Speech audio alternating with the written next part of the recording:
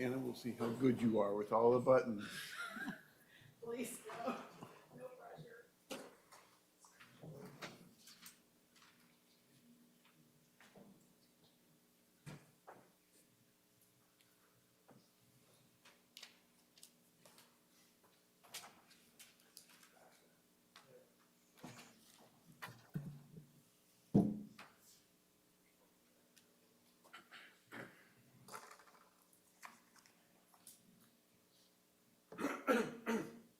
Can we approach real quick? Yeah.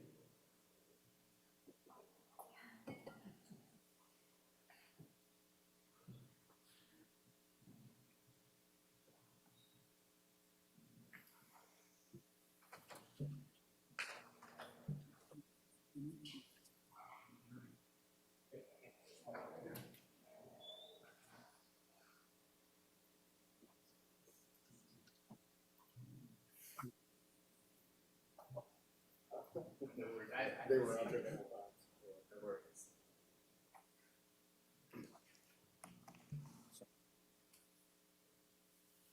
Good experience.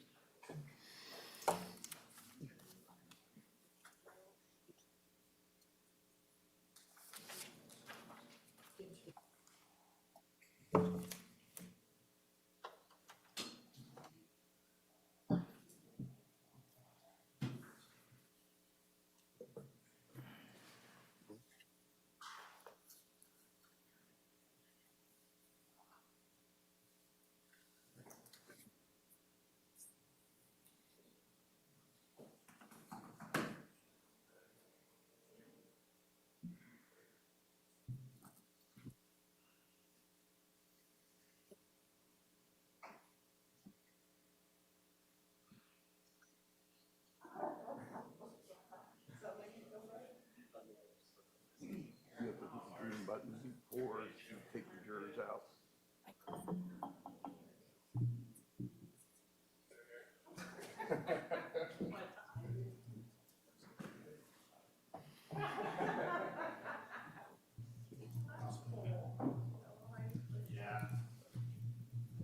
That makes sense.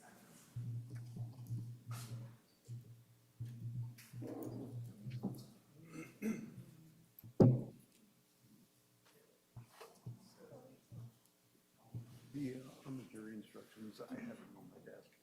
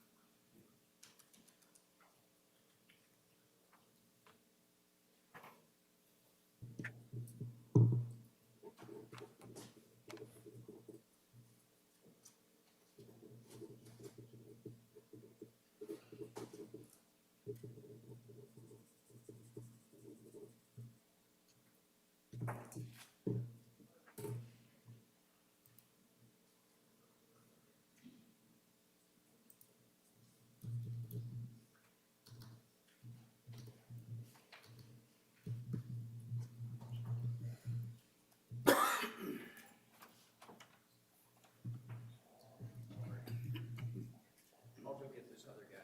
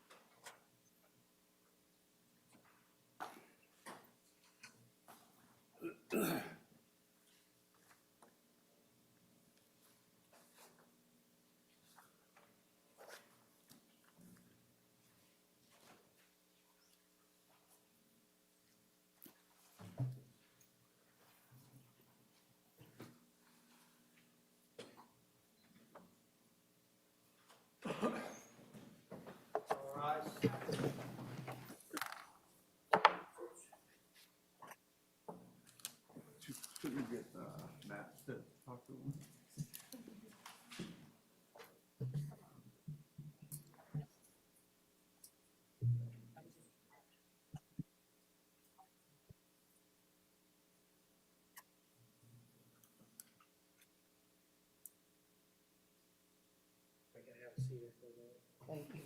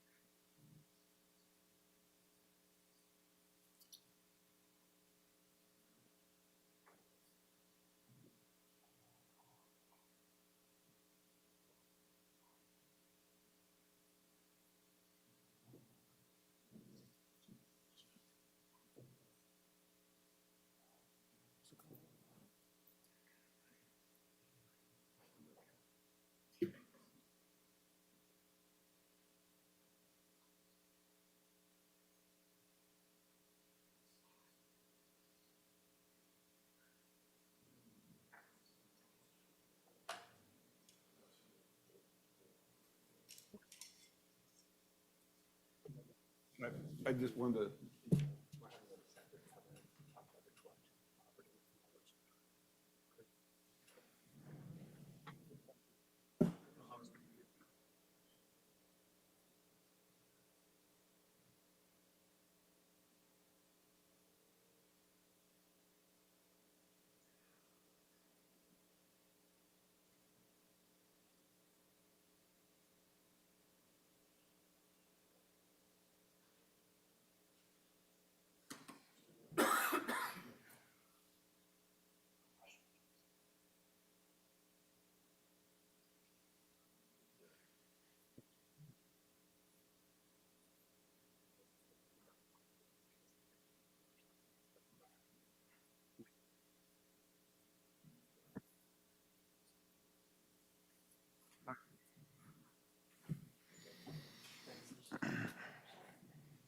excluded you, Jill.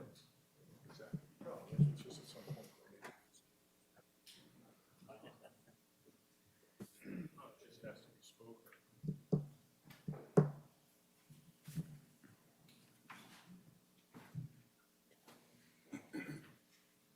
You ready, Jill? Back on the record, 21 CR 5052, State of Ohio versus Michael Jason Meade. Do we need to put anything on the record prior to bringing in the jury? No, Your Honor. Not for the defense, Your Honor. All right, let's go get jury. Do we have to?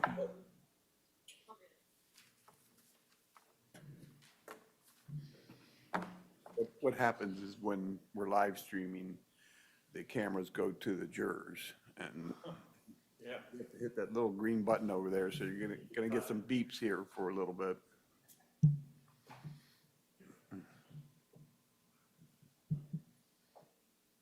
What if the jurors have met Diana?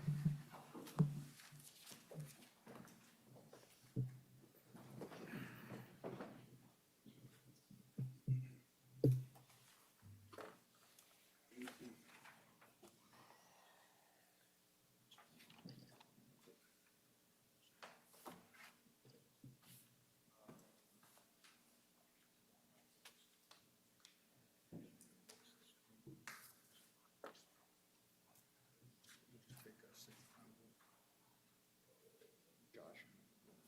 You've been like 26. All rise.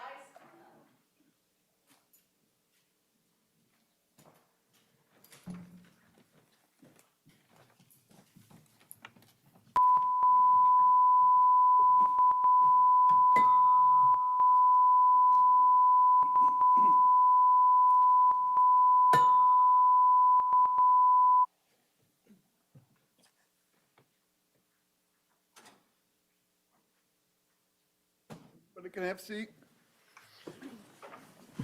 You all had a good lunch.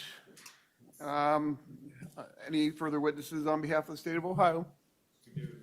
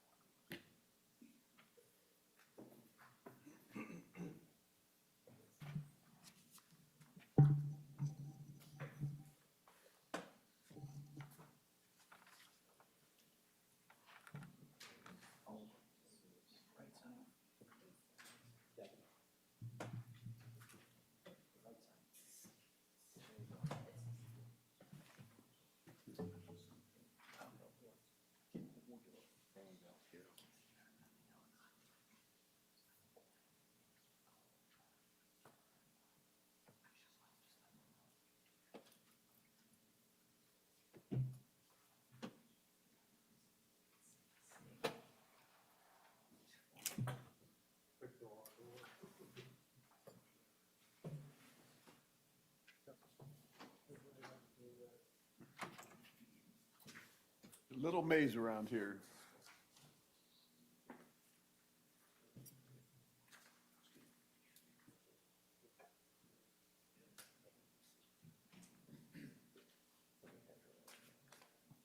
Can you raise your right hand?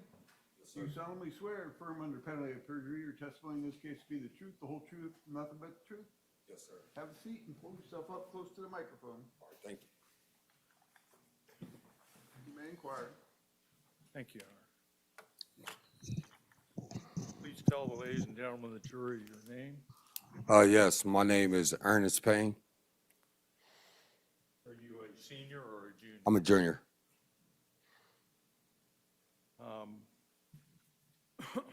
And where do you live, Ernest?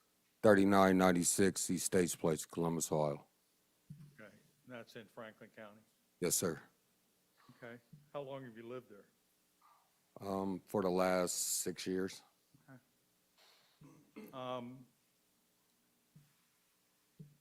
Did you know Casey Goodson?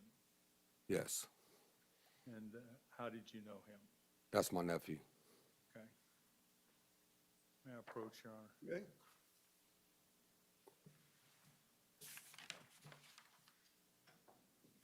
I'm going to show you what's previously marked as State's Exhibit 1. You recognize the individual depicted in that photograph?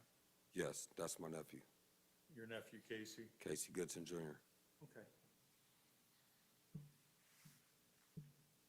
Your Honor, may I focus? Yes, man. We have Diana now in charge. How do I do it? Do I have to push something here? No, don't touch anything. Thank you. Okay. So that's your nephew, Casey. Yes, Back on December 4th, 2020, were you living on Estates Place? yes. And where was Casey living? He was living there too. Okay.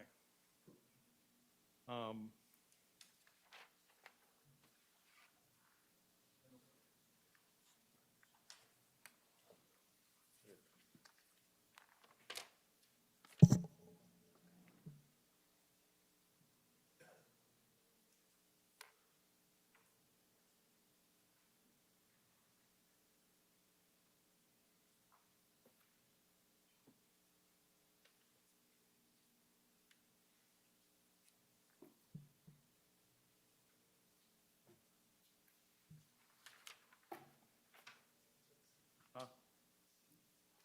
Is that World War II? I put B. I guess maybe I, No, it's 25B. It's 25B. oh, okay, I am right then. Okay, thank you. May I approach the Okay. witness?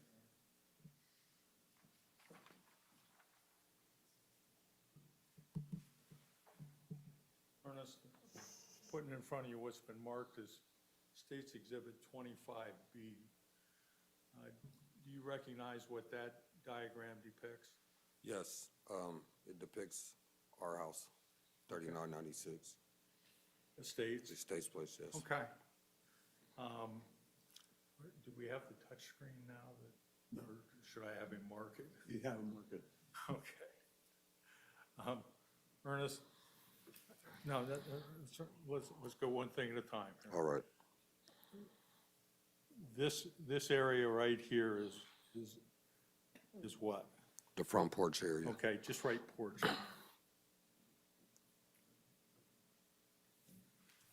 And then this would be the front door, Yes, okay?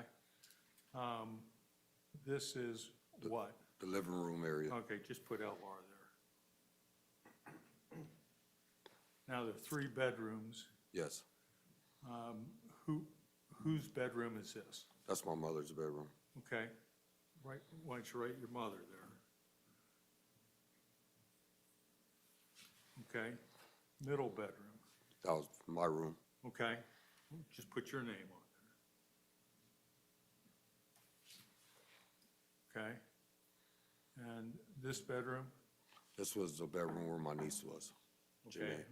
What's her name? Janae. Okay, write Janae's name there.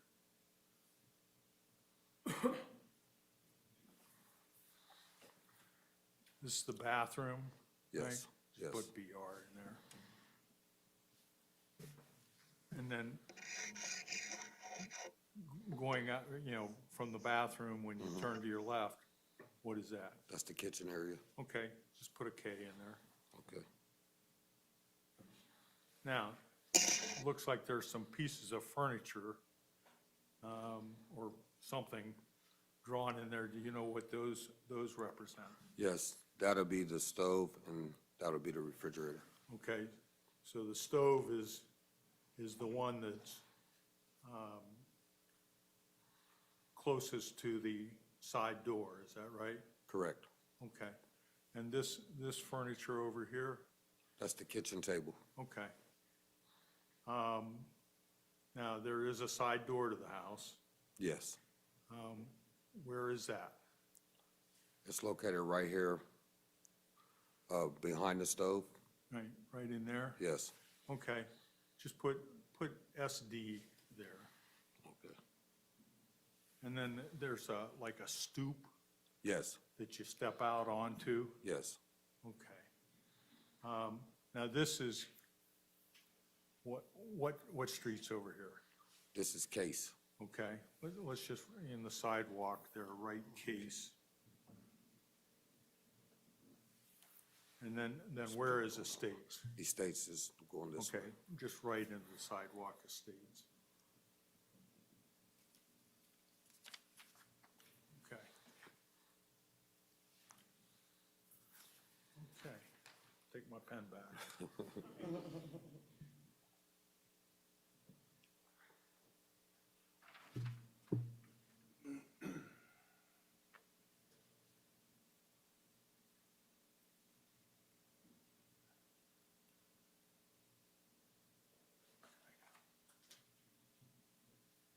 All right, so we're oriented there.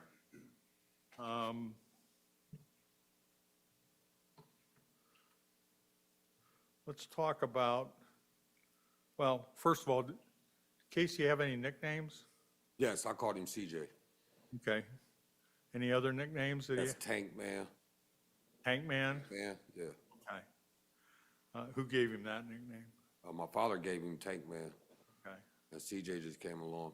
Like, I'm sorry. everybody else just called him. Some people called him CJ, but my father gave him the nickname Tank Man. Okay.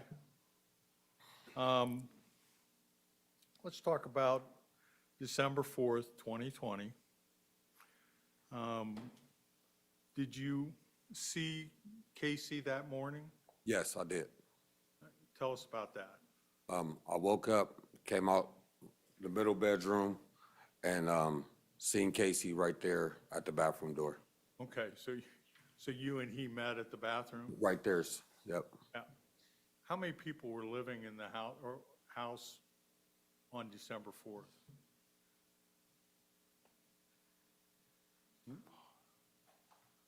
It was, Or let's start with how many adults? how many adults? It was 4 of us. 5, sorry. 5? Yes. And how many children? It was 1, 2, 3. 3, okay. And this house had 1 bathroom. Is that right? It has 2, but only one upstairs. Okay. And that's the one that everybody that lived upstairs Yes. used. And where did Casey stay in the house? He was in the basement. Okay. So you and he met in the hallway right outside the bathroom? Yes. Okay. And what was going on? He was knocking on the door, excuse me, he was knocking on the door because my mother was in the restroom, and I was just coming out the room and so happened to see him right there. Okay. Were you heading for the bathroom too? Yes, I had to use the restroom. Okay. So tell us what happened then. We looked at each other, we said, "What's up?" And then I went back into my room and started to get dressed to go to the store. Okay. So you were heading to the store, Yes. okay? And Did you go to the store? Yes, I did. When you, and I assume you left shortly thereafter to go to the store? Yes. When you left, was Casey still there? No, when I left, Casey was already gone. Okay. Did you hear him leave? Yes, I heard him go out the door. Okay. And so you left, went to the store. Yes. What'd you do, you know, once you'd gone to the store, I assume you came back? Yes. Tell us what you did when you got back. When I got back, I came into the house, and I went to the middle bedroom. To your bedroom? Yes. Okay. You're hanging out in there. Yes. Were you by yourself? Yeah, in the room I was by myself, yes. What, at that point, you're in the room by yourself? At that point, yes, until my mother brought my daughter in the room, yes. Okay. So your mother brought your daughter, and what's your daughter's name? Tiana. And how old is your daughter? She was 3. Or at that time? At that time, she was 3 years old. Okay, and why did your mother bring Tiana into the bedroom? Because she had a wart on her arm, and she had scraped it on the table, and it was bleeding. Okay. And so, did your mother leave Tiana with you to attend to the bleeding wart? Yes, yes, Okay. And were you doing that? yes. Okay. While you were doing that, did anything unusual happen? Yes. What? I heard 5 or 6 rapid gunshots and an explosion. Okay. When you say an explosion, you Sound like glass, a glass explosion. exploding or breaking? I mean, Breaking like, you're not talking that you heard like a bomb. no, I heard shots and then I heard the glass break, basically. Okay. What did you do? I immediately hopped up. Okay. And where did you go? I went out the room and past my mother's room. Okay, so you're in your bedroom here. Yes, You hear this, right. and you go out your door and towards your mother's room? Yes. Okay. How about Tiana? Where's she? She's in my right arm. So you're carrying your daughter? Yes. Okay. When you got out here into this hallway, did you see your mother or anybody? I didn't see anybody. I just hollered to her. I think they shot CJ. Okay. And I proceeded to go through the living room to get to the side door. Okay, so you go into the living room Yes. and you're heading through the living room to get to the side door? Yes, absolutely. Okay.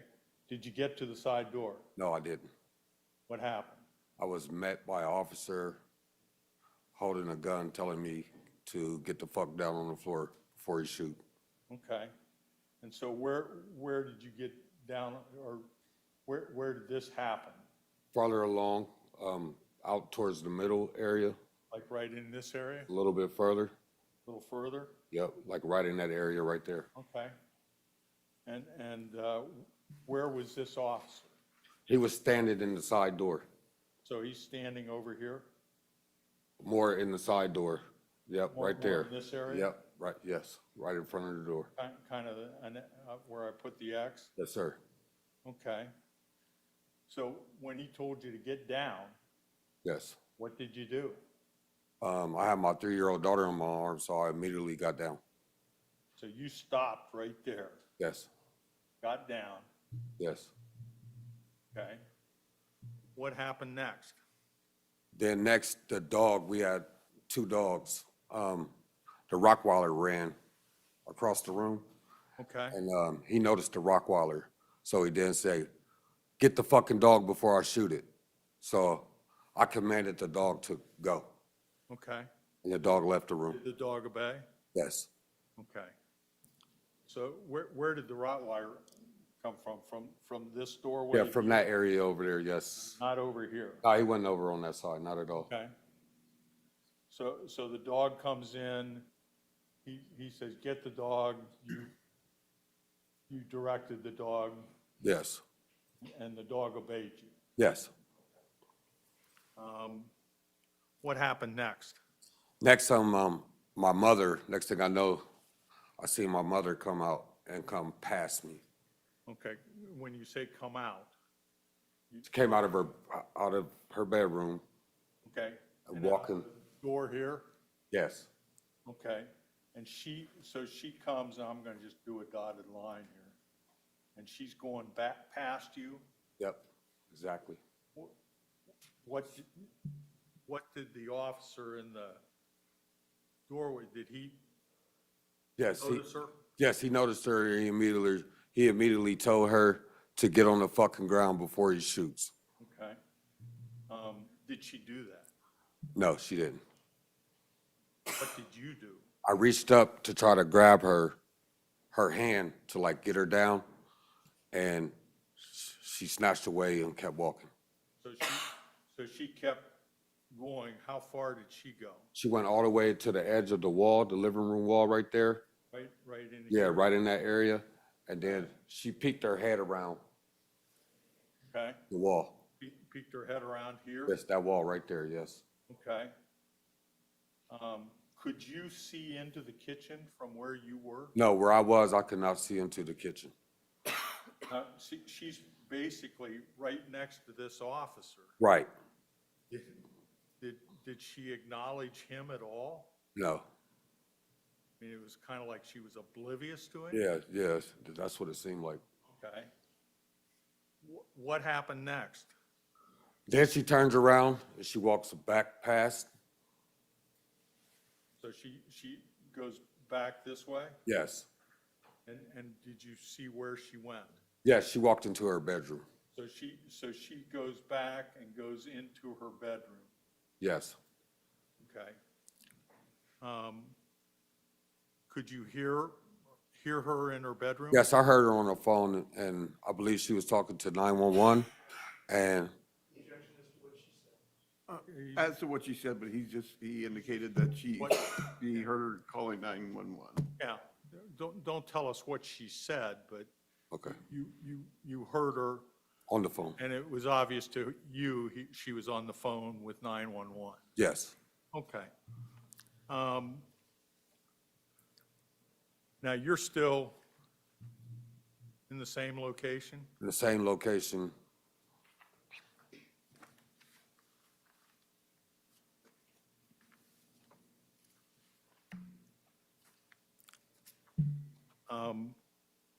Did you receive any other directions from this officer that was over at the side door? Yes, once they came inside, the other officers came inside, I did. Okay, so other officers came in?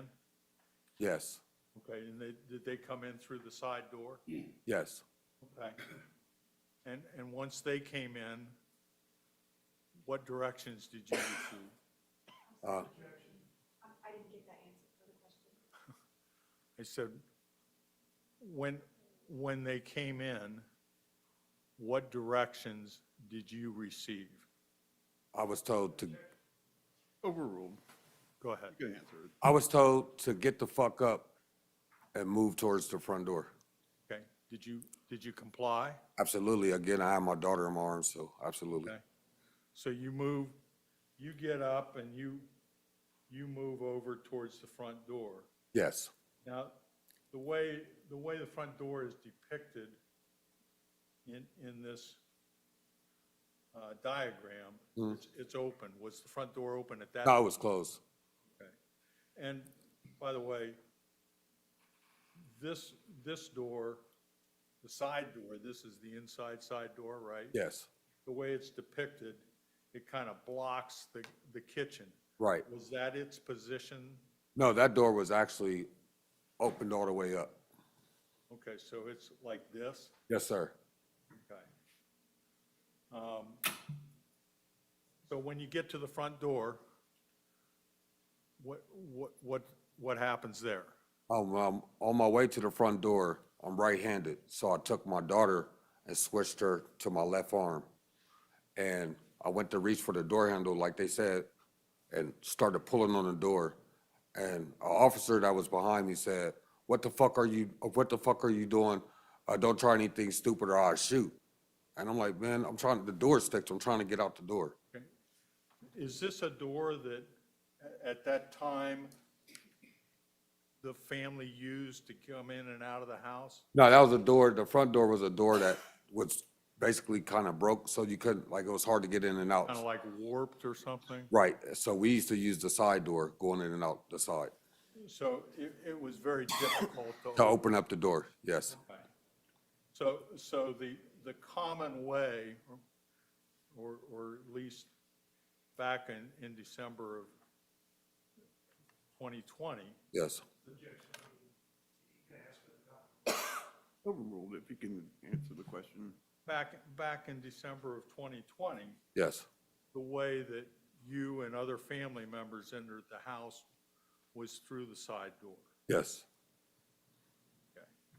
So were you successful at getting the front door open? yes, thank God. Okay. And once you got the front door open, what did you do? Went outside. Okay. And you still had your daughter? Yeah, I still have my 3-year-old in my arm. When you got outside, what did you see? I seen a yard full of police with guns like pointed towards the door, Okay. and they were saying, get out the line of fire. Okay. Did you keep moving? Yes, Okay.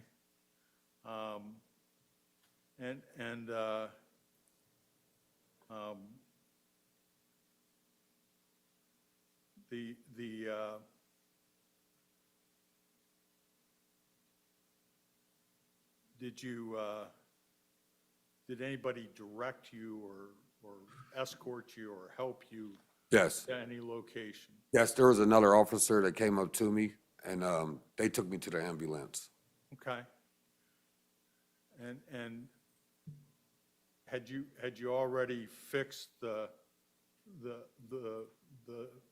bleeding scab on your daughter's? No, it wasn't. She was bleeding at the time, so like the blood was it was on me and her. So you had blood on you, and she had blood on her? Yes, But it was her blood? but it was her blood, yes. Okay. So they take you over to the medic, Right. where was the medic in relation to the house? It was parked like right in front of the neighbor's house. Like it was cop cars blocking them, but it was right there, basically. Okay. And once you got to the medic, what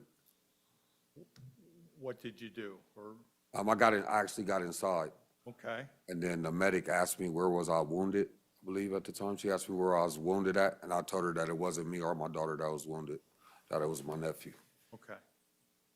So at least they saw the blood and thought you Thought- were the yes. injured person? Yes. Okay.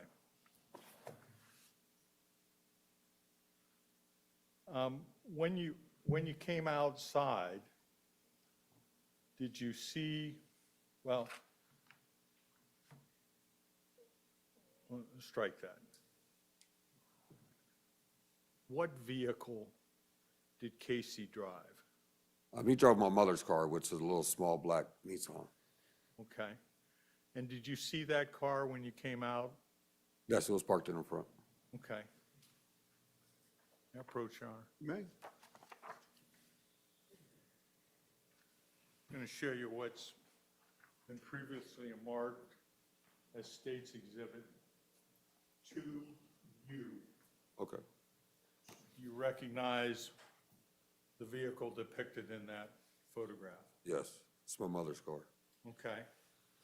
And you recognize it as the way it was parked on the day of this incident? Absolutely. Yes. Okay.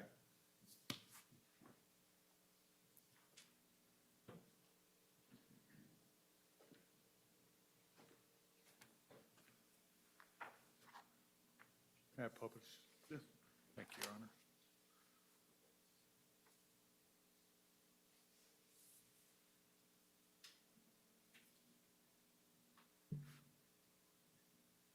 Now, it appears the car is parked on the wrong side of the street. Yes. Is that correct? Yes, And is that the way it was parked that day? yes, Okay. Was that unusual? no, Why? because we all park like that. I And still park and why like do that. you do that? Because it's more convenient just to get out the car and walk straight up, steady on the other side. So I still park like that to this day. And across the street, you know, it looks like there's a driveway, Yes, right? yes, And a fire hydrant, yes. okay. Tell me about how that car locks. When you get out the car, you have to use the key to lock the car. So you have to put the key in it and turn it to lock it. Okay. Does that lock all the doors, or, Yeah, once you turn the key, it'll lock all the doors, but you have to put the key in and turn it. okay.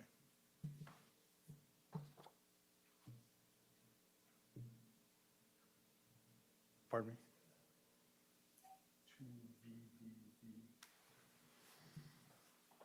I should have used letters and followed numbers. May I approach the witness, Your Honor? You may.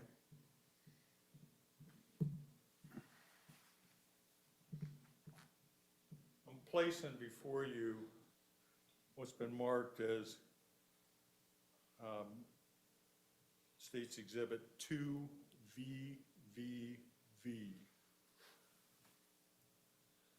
Two boy, V as in Victor, B, No, they're two triple Victor. oh, triple Victor. Okay, I got you. Do you recognize the keys depicted in that photograph? Yes, I do. What keys are those? Those are Casey's keys. Okay.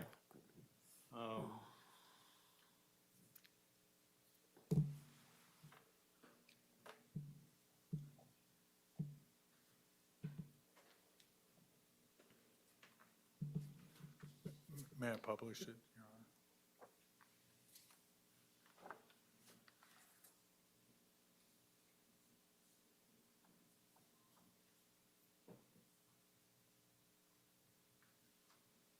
Those are Casey's keys there. Yes, You see the car key on the whole string of, yes, I see it. It's kind of blended in with the Mickey Mouse, but that's the car key.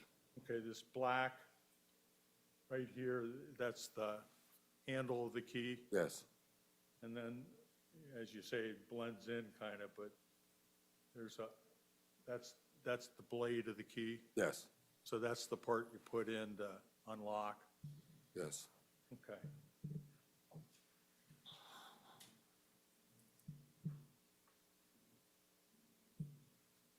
Now, when the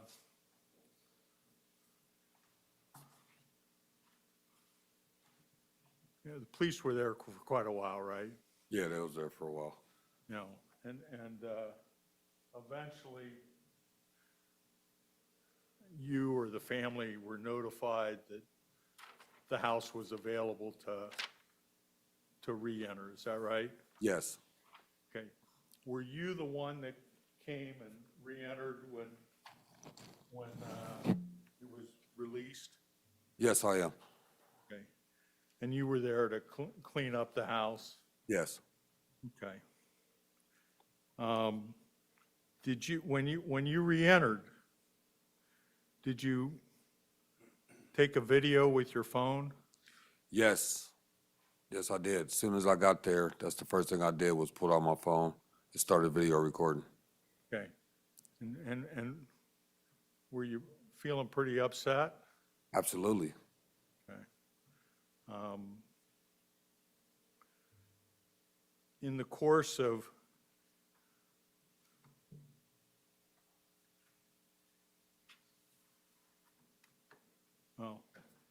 strike that.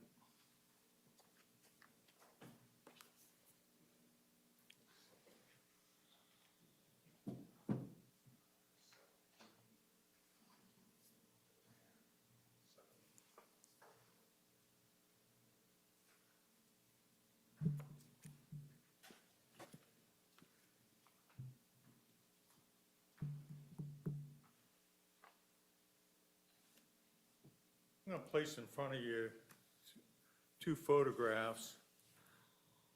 First one marked 7G, the second one marked 7H. Let's start with 7G. Do you recognize what's depicted in that? Yes, What is depicted there? the Subway sandwiches and the face mask. Okay, and is that from the kitchen of 3996 Estates? Yes, sir. Okay, and is that a like a still shot taken from the video that, Yes, that would be a still shot. okay? And then 7H is another photograph, and it depicts the same thing, is that right? Correct. But a little closer. Right. Closer. Okay. And again, is that a still photograph or from the video that you took? Yes, it is. Okay. And do they fairly and accurately depict how that appeared that night when you got back into the house? Yes, that's exactly how it was. Okay. And you hadn't moved anything yet? No, I haven't touched anything. Okay.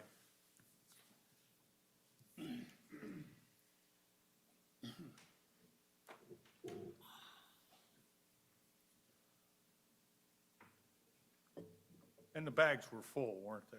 Yes, they were full of the sandwiches. Okay. May I publish, Your Honor? This is 7G.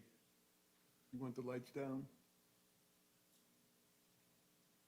Pardon me? You want the lights down? I don't know that I'll see my notes if you do that. Can everybody see that all right? Yeah, I mean, if it'll make it sharper, we can try.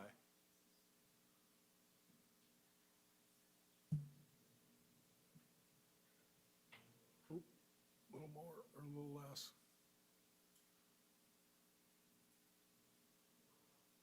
I don't think, there's only like one or two Oh, options. there's only this and, okay.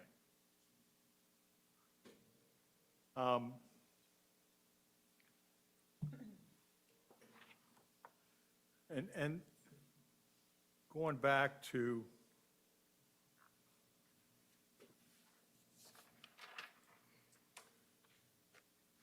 going back to State's Exhibit 25B,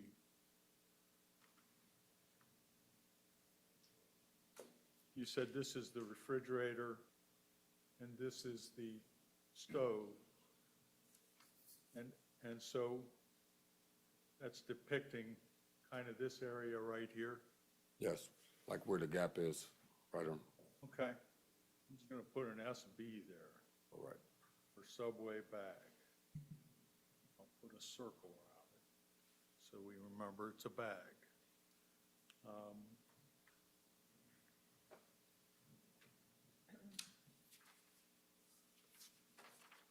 Now, once you began cleaning up, did you notice anything else on the floor? Yes, I did. When I was cleaning up, I lifted up the microwave Okay, and I noticed AirPods. okay, so the microwave, when you say you lifted it up, you lifted off the counter? No, I lifted it off the floor. It was knocked onto the floor. So it wasn't in its normal location No, sir. when you got back in there? No, sir. And when you lifted it up, there were AirPods under it? Yes. Okay. See 'em.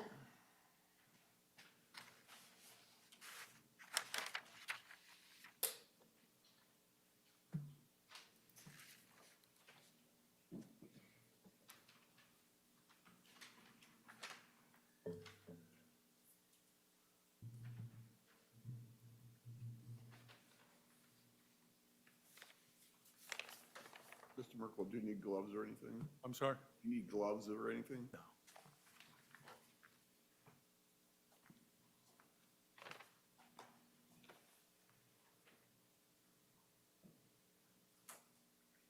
showing you what we've marked as State's Exhibit 7. Let me pull it out. Do you recognize those? Yes, those are the AirPods that I found that day, and I wrapped them up in this saran wrap. Okay. And those were on the floor, is that right? Yes, sir. Okay.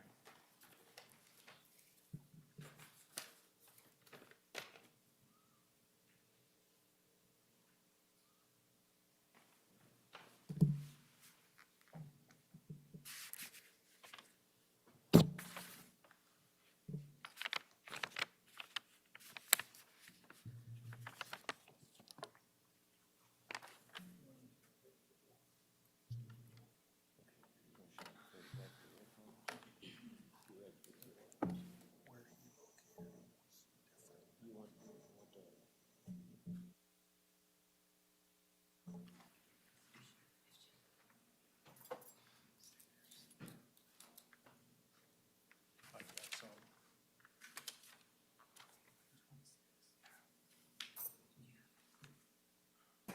Have a moment, Your Honor, we need, Yeah, no problem. You can put up the screen. yeah, I think that I don't might know how help. to do that. That might help getting this out.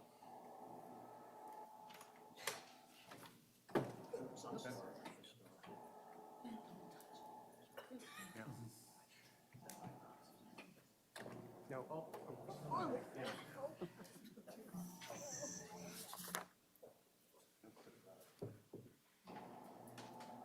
It goes all the way up.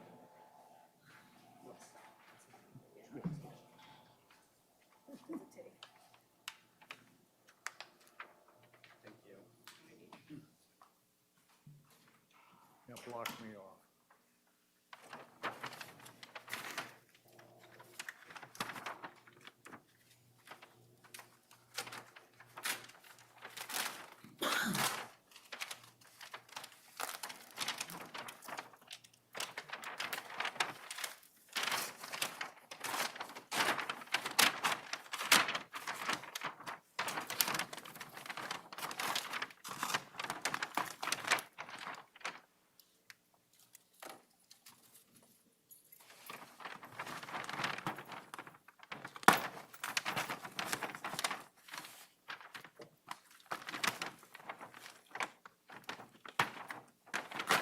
Mr. Schroyer, you need scissors? Yeah, exactly. All right. Thank you, Barry.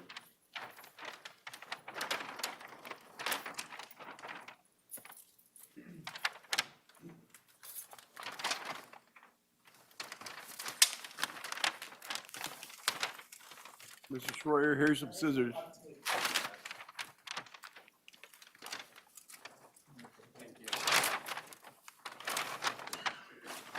Wait a minute.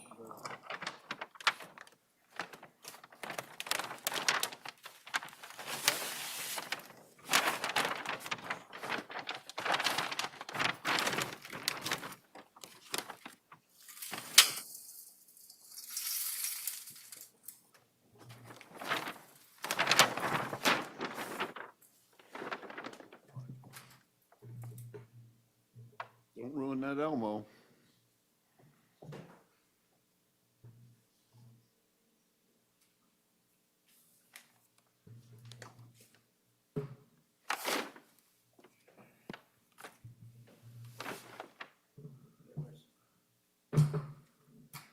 Okay, we've marked this as State's Exhibit 26. Ernest, do you recognize this? Yes, that's the screen door that was on the side of our house. Okay. So that's, you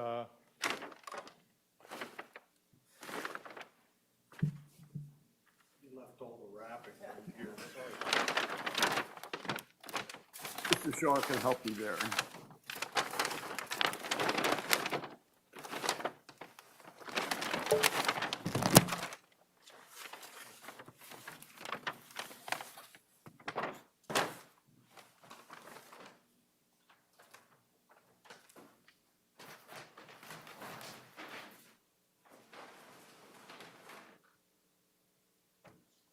This is the only one. Where's 25?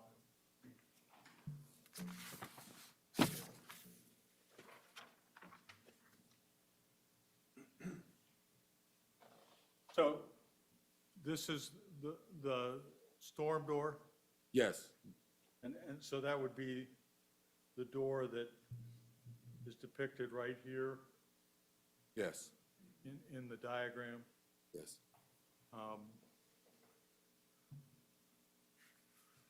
Okay. And is that the condition that it was, I mean, I assume it was still hanging on the house Yeah, when you returned, is that right? yes, But other than being hanging on the house, is the condition of the door the same as it was then? no, when I got back to the house, the door, the glass was busting out and I had bullet holes. I'm sorry, I didn't put it in the right time. Your Honor, we would stipulate that that's the door at the time. Okay. Thank you. Bad question. I mean, when you came back to the house, Yes, this was the condition that the door was in. yes. Thank you. I have nothing further.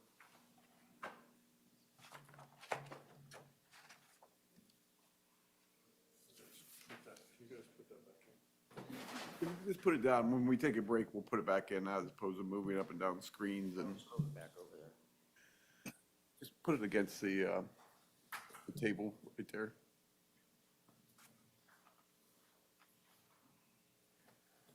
It's okay? Just put it down on the other side. Just put it on its side so it doesn't fall over.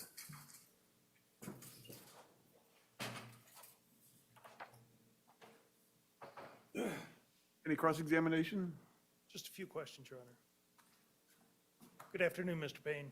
Hey, how you doing? Good. Mr. Payne, I think you've previously identified State's Exhibit 7G, and this was a photograph taken in the kitchen of your mother's house, right? Yes, You took this photo yes. after you returned home.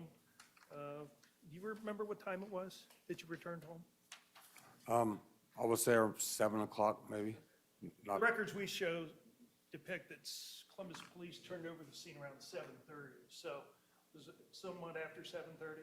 no, could have been. And so this is the photograph of your mother's kitchen, and you pointed out the fact that the crime scene search unit left this bag of Subway sandwiches behind, right? Yes, they did. And they also left this mask behind, didn't they? Yes, they did.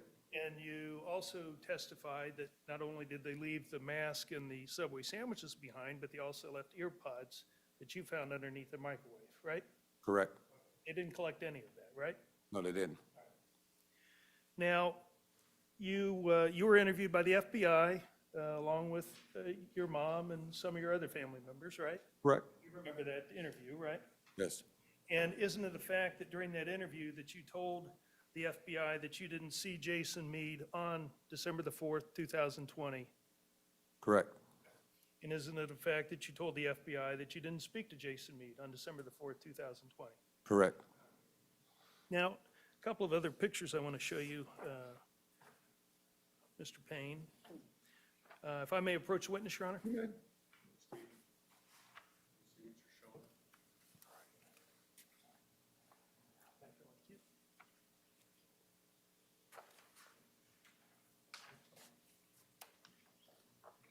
May I approach? May.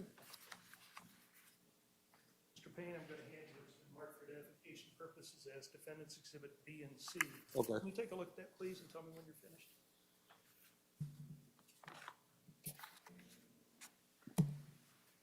I'm done. Does that look familiar to you? Oh, no, I mean, no, it doesn't. Not with the whole one. The whole one. How about Exhibit with a hole? How about Exhibit B? Does Exhibit B look familiar to you? Yes, And isn't it the fact that Exhibit B depicts your mother's kitchen above the sink? yes, And isn't it a fact that above the sink, there were 3 pictures of apples prior to the shooting that day? yes, And obviously, the picture in the middle, the one with the 3 red apples and the 1 yellow apple, that shows some damage from being hit by gunfire, doesn't it? I'm not sure. It shows damage though, doesn't it? Shows damage, but I'm not sure from what. You're not sure of the source of the damage, right? Correct. And when you returned home after Columbus police cleared the scene, were all three of those pictures hanging on the wall? No, there wasn't. And which picture was missing? The one with the apples, the 3 apples. So this picture right here was missing, right? Yes. And did you find that picture anywhere in the house when you were cleaning up the mess that was left behind for you? No. So that picture was not found by you, and it was missing when you returned from home, or returned home, right? Correct. And as far as Exhibit C, was this hole in the wall above your mom's kitchen area, above the sink, was that there when you returned home? Yes, it was. And who made that hole, do you know? No, I don't.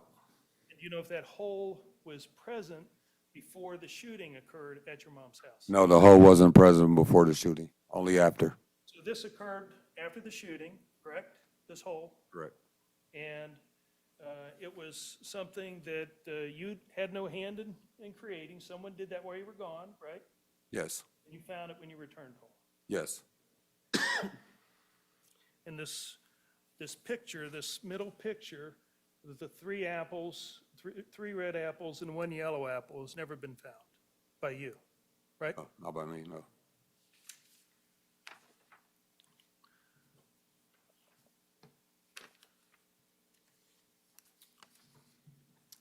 Thank you, Mr. Payne. Thank you. Any redirect?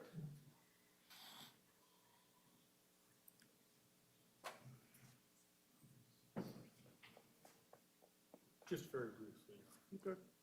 When you returned and the police released the house to the family, Right. you were the first one into the house, is that correct? Yes, that's correct.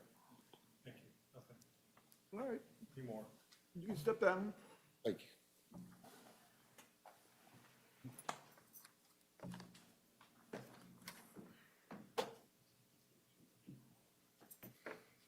Doing all right, Joe?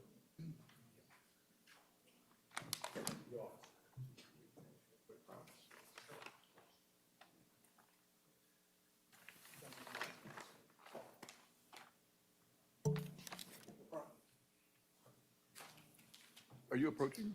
Let me approach real quick. I'm sorry. Mark said, "Can Just we don't go trip on?" on the door or whatever.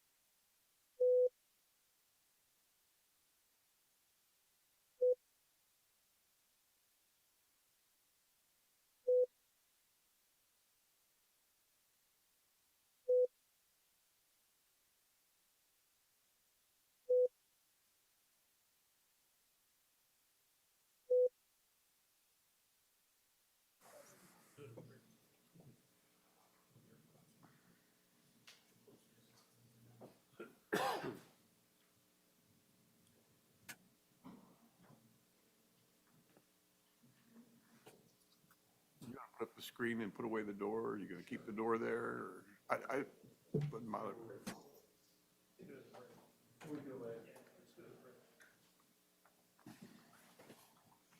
Because I've got all the evidence paper there.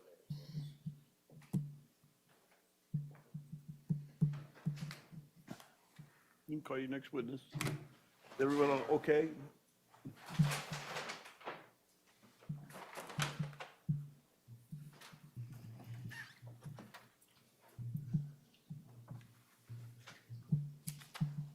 You know the route, right? Got a little maze here.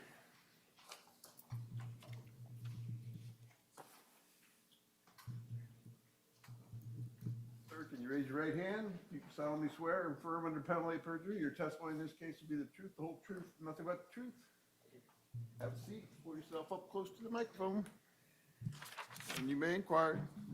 Please state your name for the ladies and gentlemen of the jury, Samuel Rippey, and what's your occupation? police officer. Do you work in a uniform like you're dressed today? Yes, sir. So you're assigned to patrol? Correct. How long have you been a police officer? A little over 18 years. Okay. And that would be the Columbus Police Department. Correct. What's your present assignment? Patrol. And do you patrol a particular sector of the city? Yes, sir. What is that? The north end of Columbus. Okay. Have you worked that area for a while? Yes, sir. Yeah, pretty much my whole career. Okay. Are you familiar with So Fast? A little bit. Yes, sir. Okay, tell us the little bit that you're familiar with. I know it's a task force. Previously, I didn't know what the acronym stood for. Okay. And do you know any of its members? Yes, sir. Who do you know? I knew an officer from our agency, Officer Rosser. Okay. On December 4th, 2020, were you working patrol that day? Yes, sir. And in the course of your shift, did you have the occasion to respond to 3996 Estates Place? Yes, sir. Okay, tell us about the circumstances of that. We were notified by our dispatcher across the radio that there was an officer in trouble call put out, and that was the location, and it involved the call number 225, which is the call number for our task force officer. I immediately responded in lights and sirens. Okay. And that's what I wanted to go over with you. When you say officer in trouble, what does that mean? Can mean a number of things. An officer down. They could be involved in a crash. I mean, a number of things. They might be fighting with, struggling with someone. Okay. And when a call like that comes out, is it expected that anyone in the area respond? Yes. Okay. So that's what you did? Yes. Okay. And you came, you drive a marked cruiser, correct? Correct. You came lights and sirens, Correct. okay? Were you wearing a body cam, Yes, sir. okay? And did you activate your body cam? Yes, sir.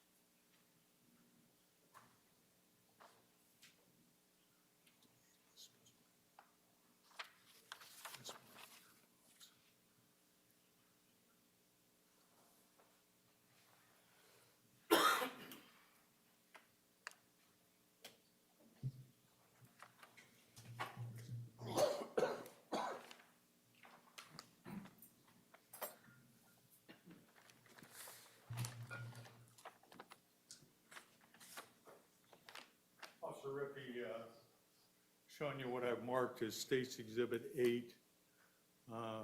And in that envelope is a thumb drive. Did you review the contents prior to coming into court this afternoon? Yes, sir. And is that, well, what does it contain? My body cam footage from that date. Okay. And so you reviewed the contents, were they accurate? Yes, sir. Okay. As to what your body cam picked up that day? Yes, sir. Okay.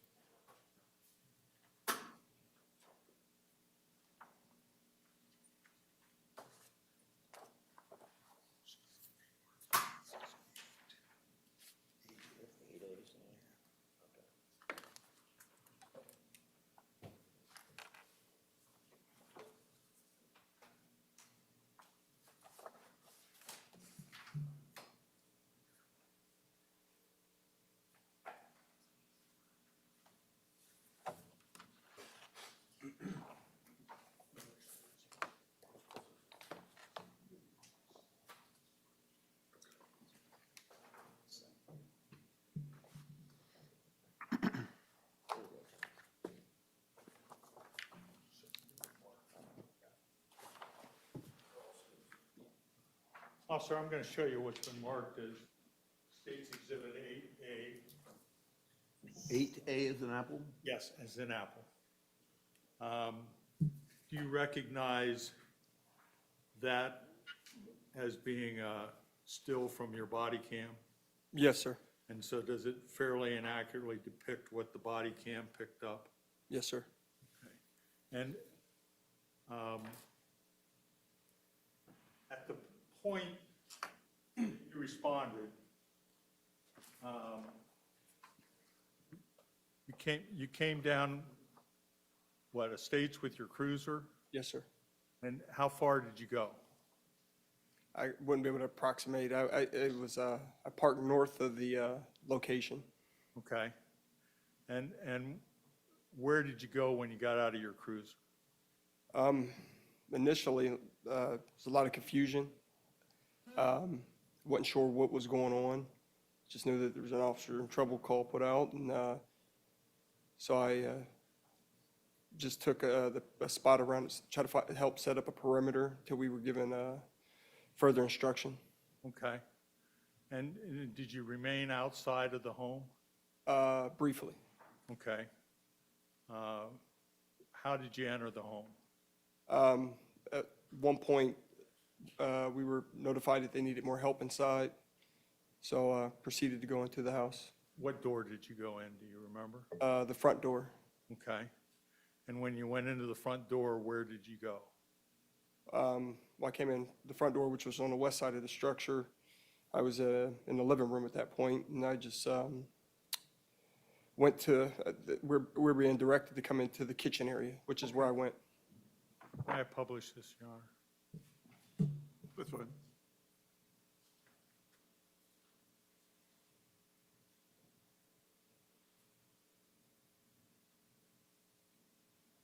Now, this particular photograph, pardon me? It's kind of washed out. Turn the lights down.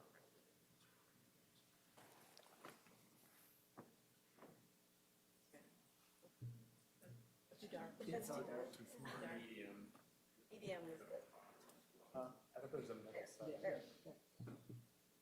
No, too light. Okay, I guess we can't get to that middle spot that. No. At any rate, where are you standing in the house when that photo? The entryway from the front room, living room area to the kitchen area. Okay. And tell us what's going on here. You have one of the task force agents who had his back. Once I got around there, determined that he had the back. You see, it was he was trying to keep some dogs at bay that were inside the residence, and the other officer that's knelt down was doing chest compressions on Mr. Goodson.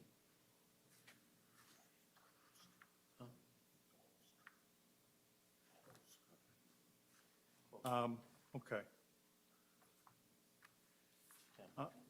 We might want to talk to the judge about publishing those.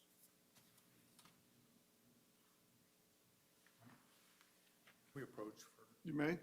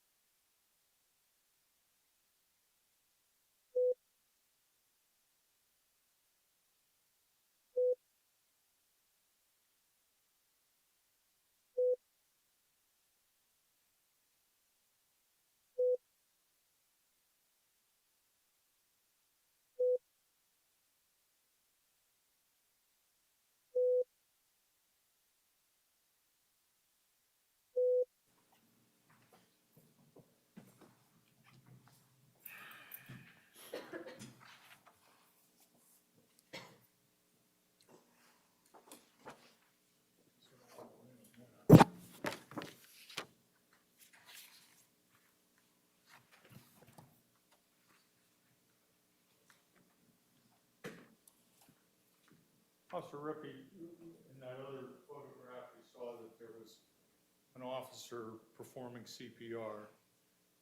Did you get involved in the CPR? Yes, sir. Okay. And what, you relieved him? Yes, sir. Okay. I want to show you what's been marked as State's Exhibit 8B. You recognize what's depicted in that photograph? Yes, sir.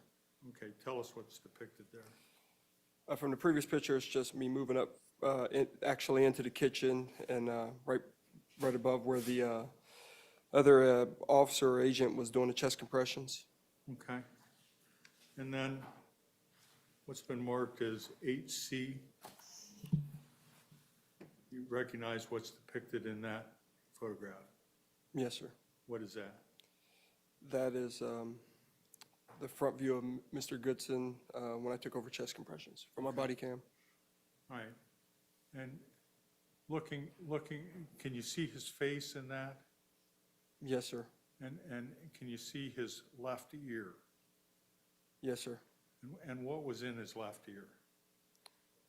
AirPod. Okay. Or may I show Show this? the jury. Yeah. This is, Make sure that you don't get your photos. B.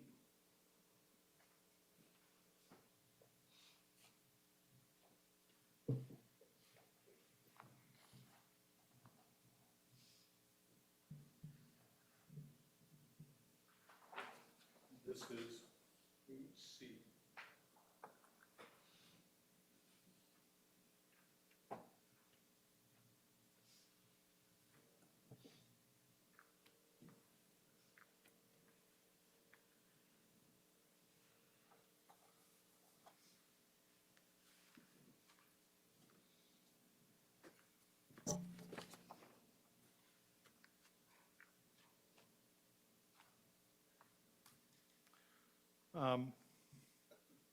Officer, you continued to perform CPR on Casey until what point? Until the medics arrived on scene and told me to stop. Okay. So they took over at that point? Yes, sir. And so at that point, did you leave the house? Not immediately. Okay. I'm going to show you.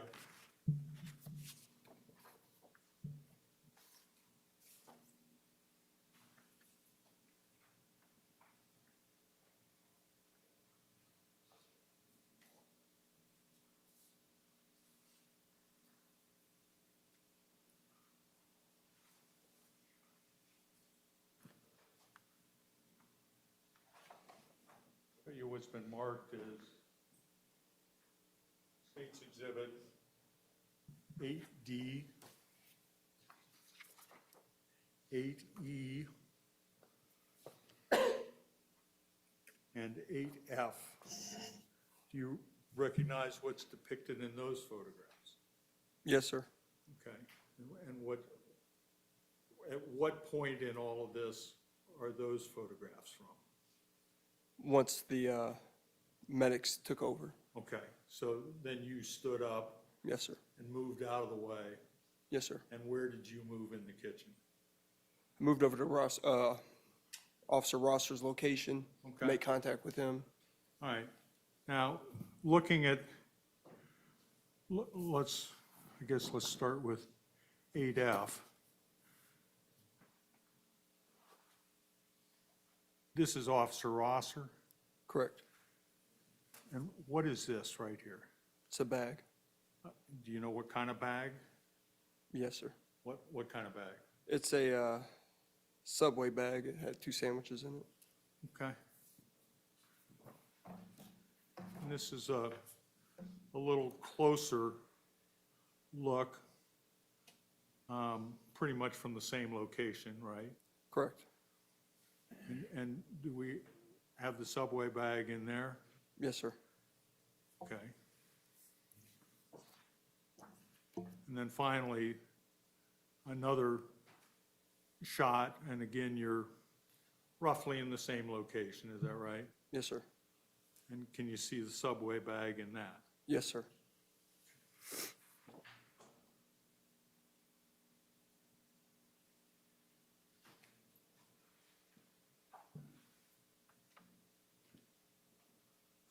I publish these, Your Honor. Okay.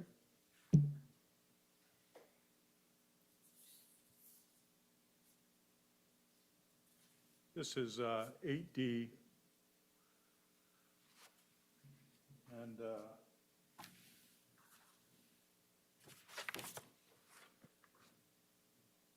this, the Subway bag you're talking about? Yes, sir.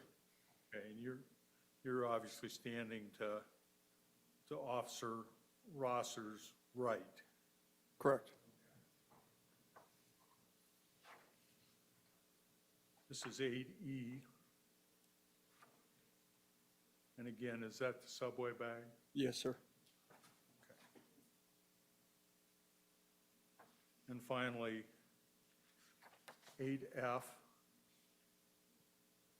And again, is that the Subway bag right here? Yes, sir.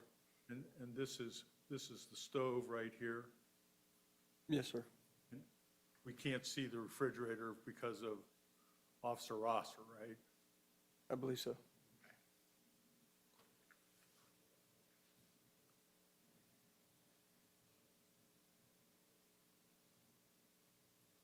Now, when you were working on Casey, notice anything else? Well, first on him, did you notice anything on him? Yes, sir. What did you notice? He had a holster attached to his pants. Okay, and do you remember roughly where it was? It was centered along his belt line. Center in Yeah. front? Yes, sir. Okay, and you know, did you recognize, or can you describe the whole holster for us? It was like a mesh material. Okay, means soft. Pants, yeah. Okay, did it have like a restraining strap? I don't recall. Okay. But it wasn't a holster like what what you wear? No, sir. Okay. Did you notice anything else? He had well, I mean, considering during the time this occurred, it was during the pandemic, so he had like a half face mask on, Okay, just below his nose. okay. Which wouldn't have been unusual because of the pandemic. Correct. Anything else? On his person or in the, Well, let's keep on his person right now. no. The AirPod? Yeah, the AirPod, I thought we had already established that, sorry. Okay. And did you notice either while you were working on him or eventually whether there was just one AirPod or more? I can't recall. Okay.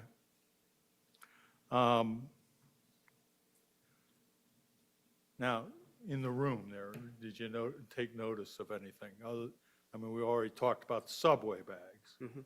Anything else? In the room, yeah, when I was moving in to take over doing chest compressions for him, I was advised by, I'm not sure who inside the room told me, they said, hey, there's a handgun laying there, you know, watch out, don't touch it. Okay. And you saw that? Yes, sir. Okay.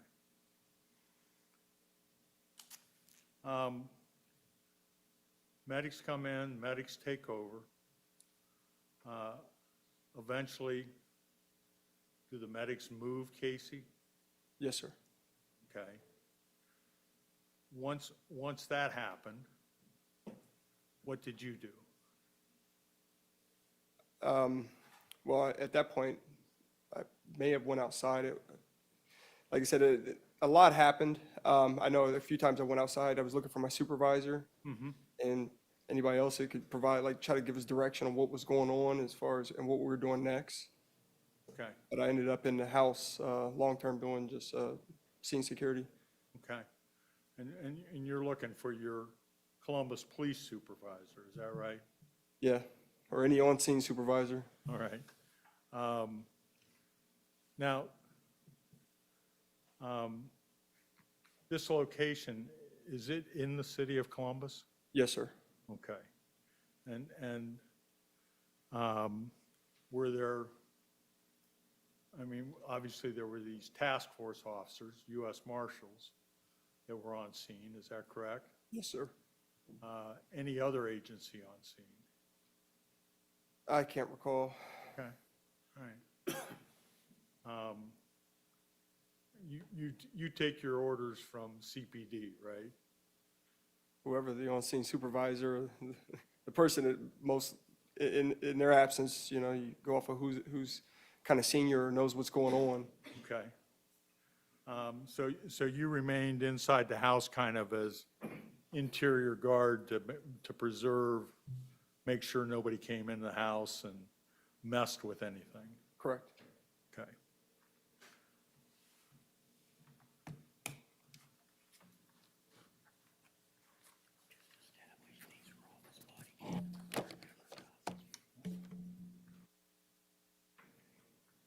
Yeah, all the stills that we looked at are from your body cam, is that correct? Yes, sir. And they are fair and accurate depiction how it appeared that day. Yes, sir. Thank you. Oh, excuse me.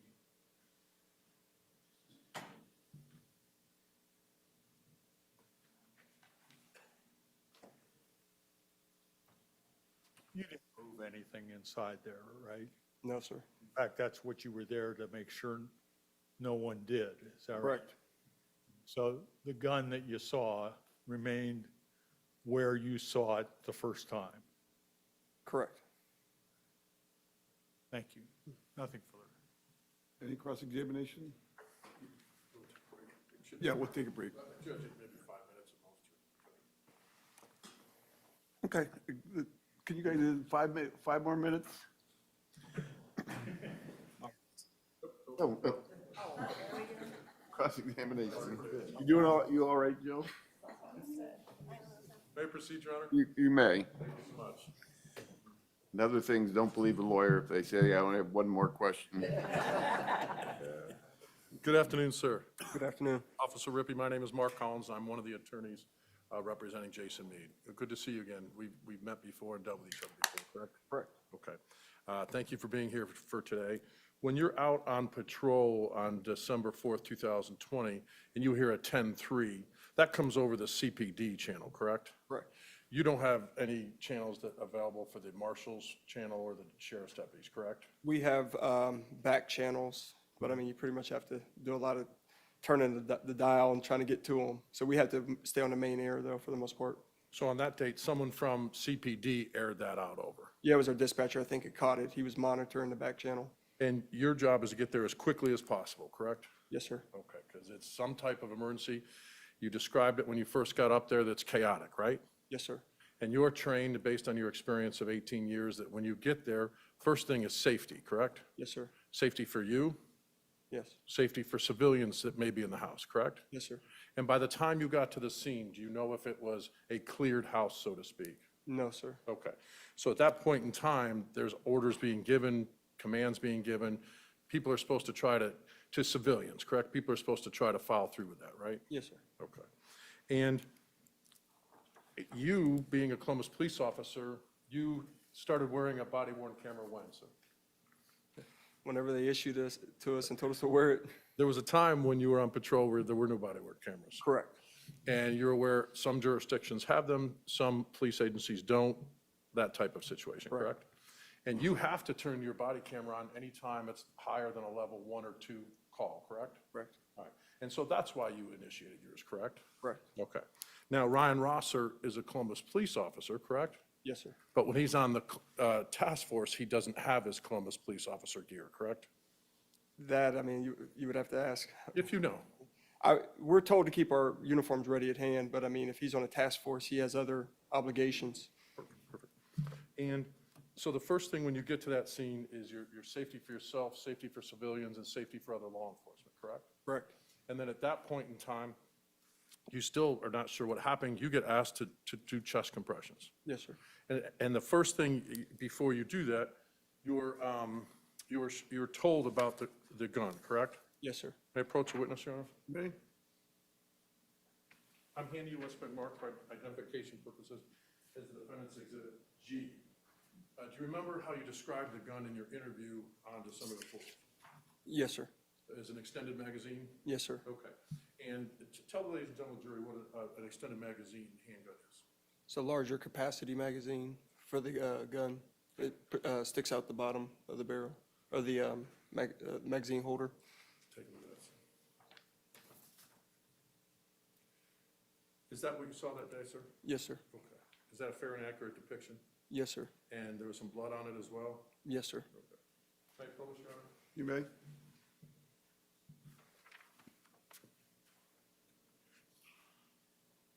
So that's what you described in your interview on December 4th? Yes, sir. 2020, okay. And that is an extended magazine, it's bigger, correct? Yes, sir. Okay. There are some handguns that are very small and harder to see in someone's hand, correct? Yes, sir. This is one of the easier ones to see if you're trying to identify something, correct? Yes, sir.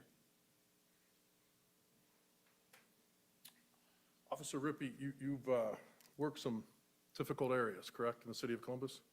Yes, sir.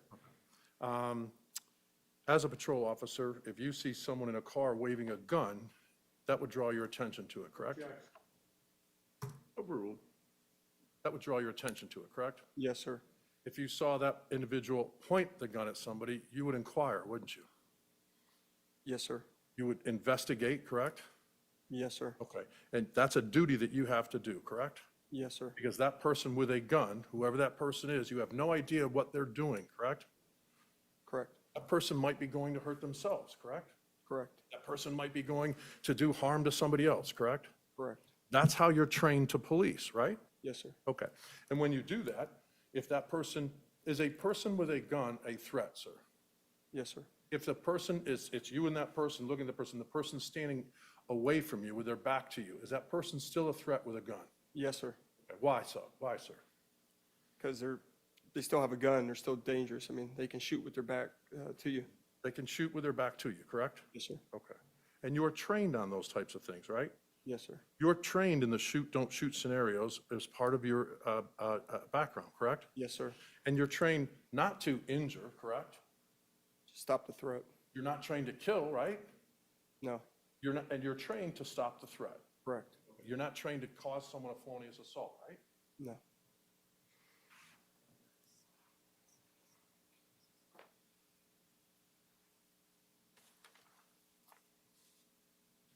Now, have you worked with Officer Rosser before? No. Okay. Did you see anyone while you were there, Officer Rippey, moving items? No, sir. Okay. Part of your responsibility, once a scene is safe, correct? Correct. Is the next step is to then try to preserve evidence, right? Yes, sir. How many people would you say were inside and out of that kitchen area during that time that you were there, Officer Rippey? The entire time, somewhere probably about 8 to 10, counting the medics. Chaos, right? Yes, sir. Absolutely. And no one's concerned at that point with preserving evidence because they're still trying to see if the scene's safe and still trying to revive the individual down there, correct? Correct. That's the focus, right? Yes, sir. Okay. I have your series of eight series.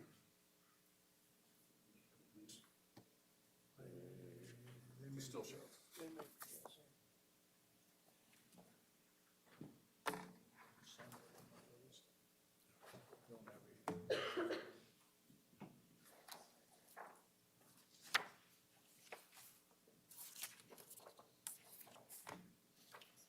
Officer Rippey, you wear a uniform. Yes, sir. Okay. And anytime you come into contact with someone, you identify yourself as a police officer if they're a suspect, correct? Yes, sir. And you give them commands, correct? Yes, sir. And if someone doesn't comply, what's that mean to you, sir? Warrants further action. By you, correct? Yes, sir. Based on their action, right? Correct. If someone flees from you, what does that require, Officer Rippey? Depending on what they're suspicious of doing or what you witnessed, yeah, I mean, it goes, If someone has a gun and you see them with a gun and they flee, do you have a duty to go forward and pursue? based on what they did with that gun, yes. I'm going to publish what's been marked as prosecution's 8F. Okay? You've seen that one, correct? Yes, sir. In there, that is identification of the U.S. Marshal Police, correct? Yes, sir. And the reason for that is to let people know that's who it is, right? Yes, sir. You don't have that because your uniform is different, correct? It's, yes. This one has one, right? What's that one say? Clinton Fire. And this one's medics, correct? Yes, sir. Okay. So those are distinguishing marks both on the front and back for the U.S. Marshals, correct?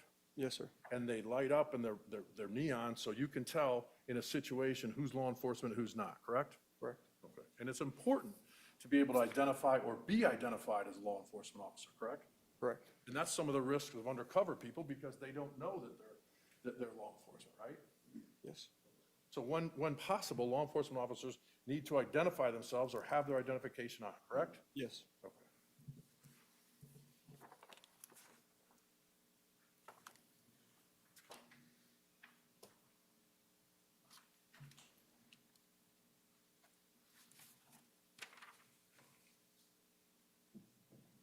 How long did it take to get you there that day?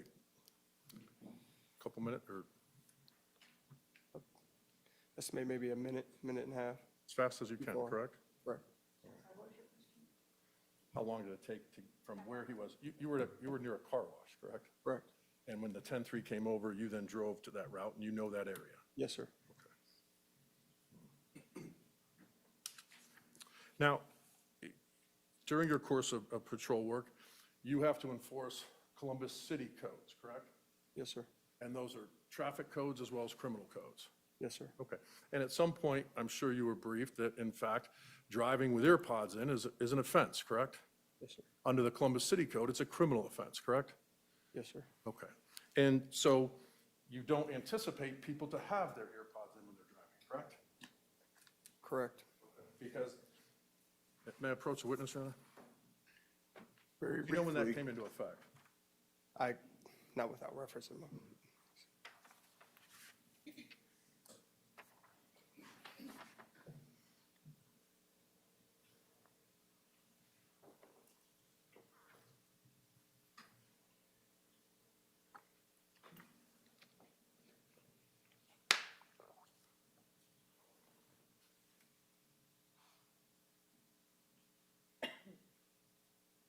Is this a good time to take the break now, or Last thing, Your Honor. when lawyers say 5 minutes, you know? May I approach the witness, Your Honor? You may. I want to hand you, it's been marked for identification purposes, defendant's exhibit F. We're gonna enter an objection to this exhibit. I don't know what's being produced. All right, ladies and gentlemen, we're going to take our afternoon break. I can wait. All right, do you have one more question? or- It's real quick. All right, ask the question. I'm objecting. Okay, I understand. We'll deal with that. Overruled? If I showed you something, I'm sorry, would you take a look at defendant's exhibit F? Is that a copy of the Columbus City Code with that? Yes, sir. And if there's a date on there, would that refresh your memory or help? I'm going to take the break. Ladies and gentlemen, we're going to take our afternoon break. Do not discuss this case among yourselves. Do not permit anyone to discuss it with you or in your presence. It is your duty not to form or express an opinion on the case until it is finally submitted to you, about 15 minutes.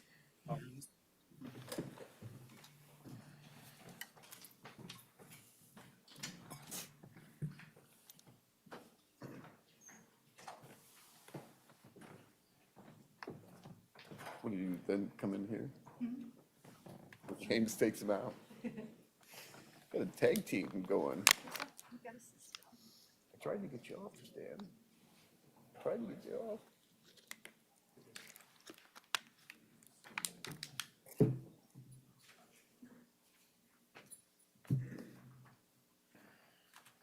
Step down if you want.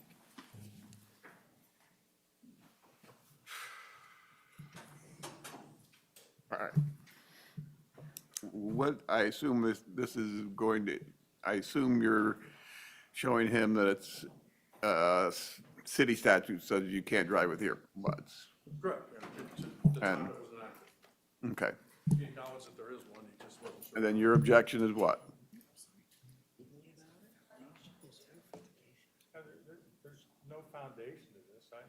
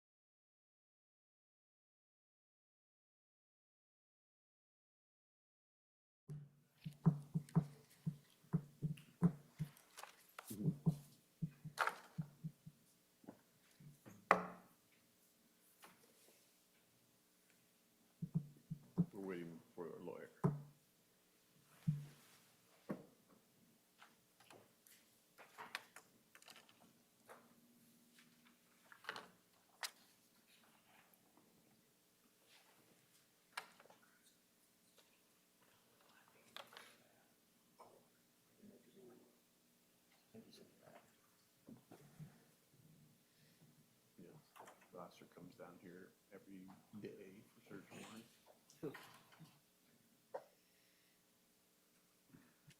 When you see him, you just direct him.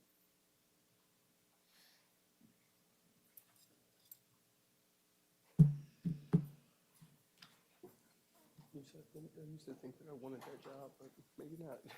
What? I used to think I wanted that assignment, but maybe not. Nice guy, though.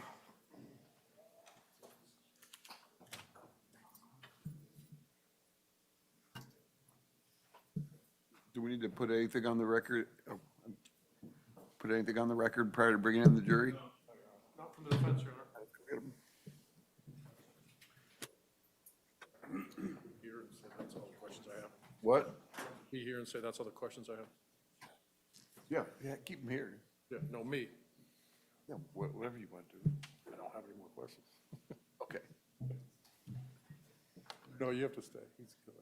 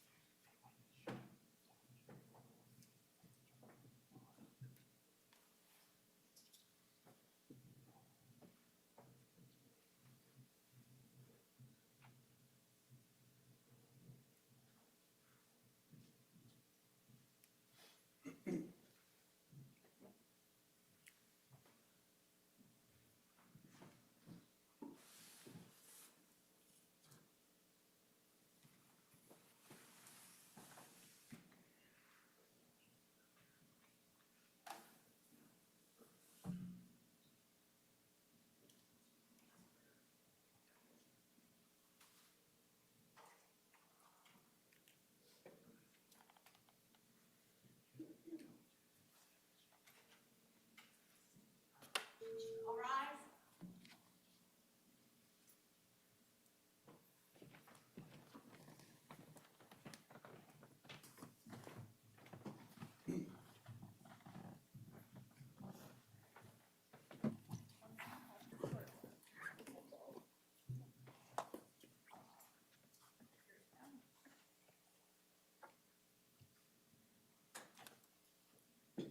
Everyone got a seat? Officer, you're still under oath. Any further questions? May I proceed? What's that? May I proceed, Your Honor? Officer Rippey, thank you for being here today. Appreciate you. Any redirect? Maybe sit down so I have to get up again. Oh, I'm sorry. I thought you heard it. I didn't have any questions. Just very briefly, Your Honor. Officer Rippey, You want to wait for the live stream? When that green light comes on, now you can go. okay, thank you. Officer Rippey, when Mr. Collins was asking you about shooting center mass, what happens when you shoot center mass? As far as shooting center mass? Yeah, what happens to the person you're shooting at? Well, he never referenced that. He just said, what are you shooting to do? And I said, stop the threat. Sure. But you would only shoot if there was an immediate threat, is that correct? Yes.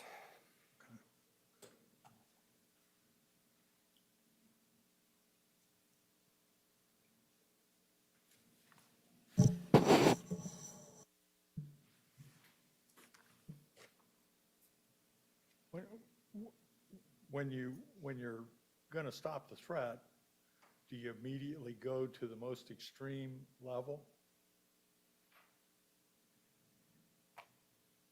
Your response is pretty much goes with their actions. I mean, you wouldn't shoot a jaywalker, you know? Right. But if someone's got a gun, circumstantial. I mean, Okay.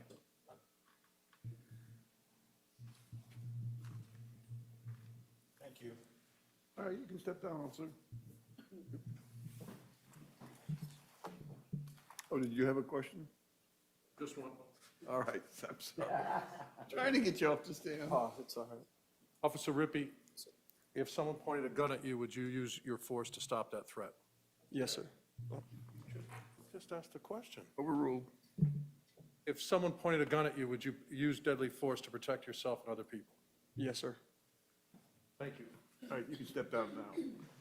I'd run out of the courtroom. Sure. Yes.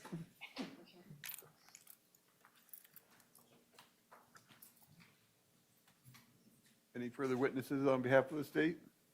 We do, Your Honor.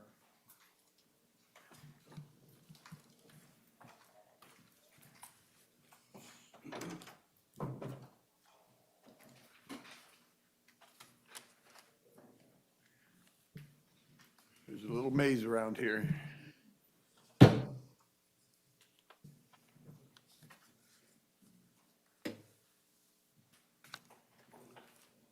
you raise your right hand? You solemnly swear or affirm under penalty of perjury your testimony in this case will be the truth, the whole truth, and nothing but the truth? I do. Have a seat. Pull yourself up close to the microphone. Sir, would you introduce yourself to the jury, give them your name and occupation? My name is John Standley, and I am a Columbus Police Sergeant. Sergeant Stanley, what's your assignment with the Columbus Police? For the last 7.5 years, I've been at the Crime Scene Search Unit. Okay. Tell us what the crime scene search unit is. We respond to serious crimes against person scenes and process the scene. Okay. Well, tell me what you mean by process the scene. Well, for most of them, they're all different, but for most of them, we photograph with division cameras, and we will use a scanner for homicide cases to produce a sketch. We will also identify and collect and turn in evidence or property from the incident.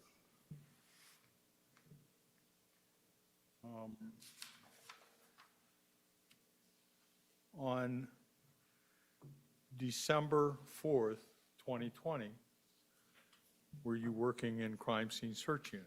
I was.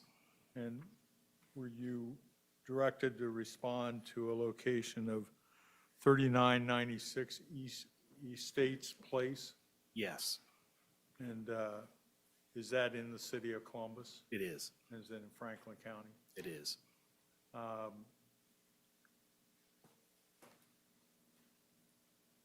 When you arrived there, was it you by yourself, or were there other officers from the crime scene search unit with you? I responded first. Okay. So were you kind of in charge of the crime scene search unit officers? Yes, sir. I mean, assumed by sergeant, that's makes you the boss. Most of the time, sir, yeah. Did you request other crime scene search unit officers to respond? I did. At some point, there were 3 on-duty crime scene detectives on duty. And who else was there besides you? For the crime scene unit, Sonny Williams, John Ball, and Linda Gibson. Okay.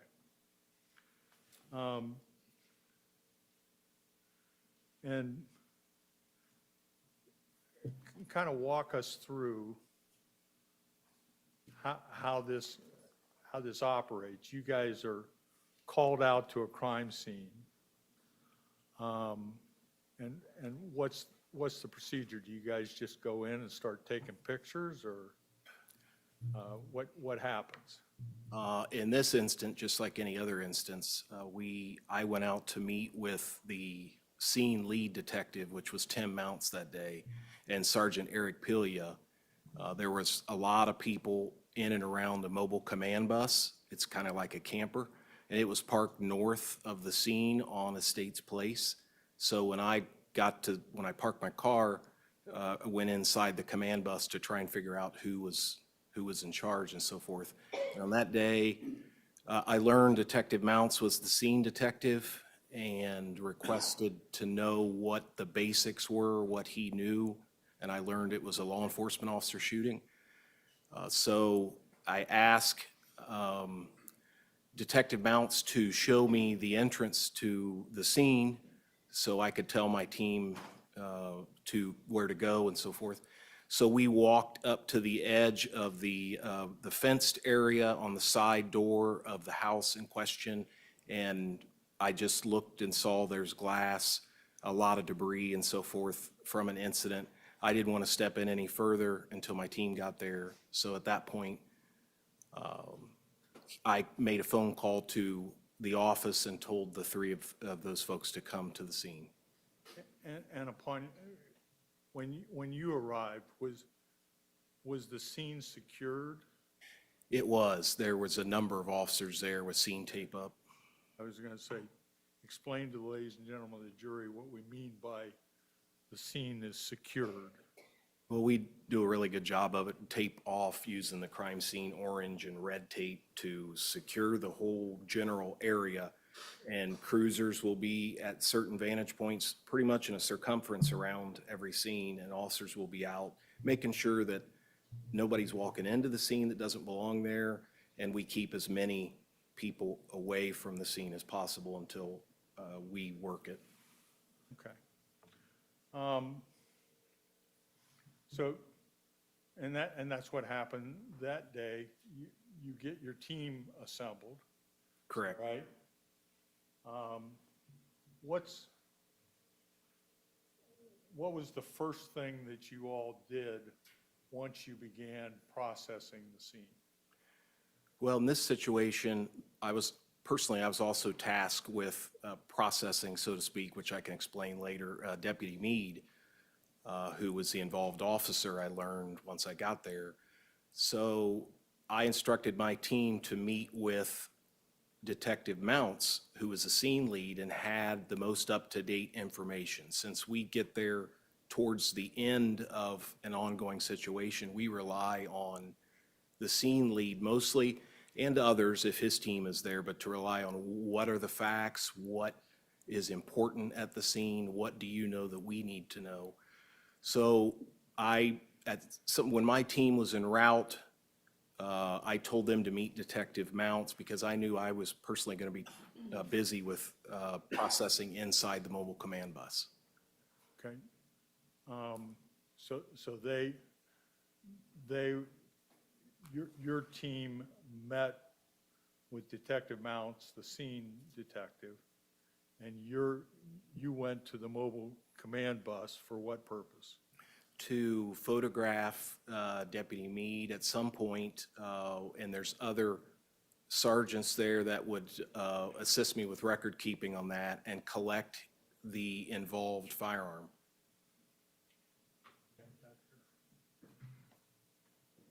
Did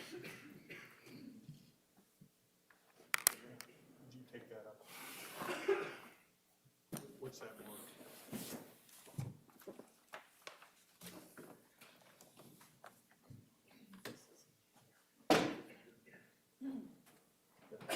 What's our exhibit number on that?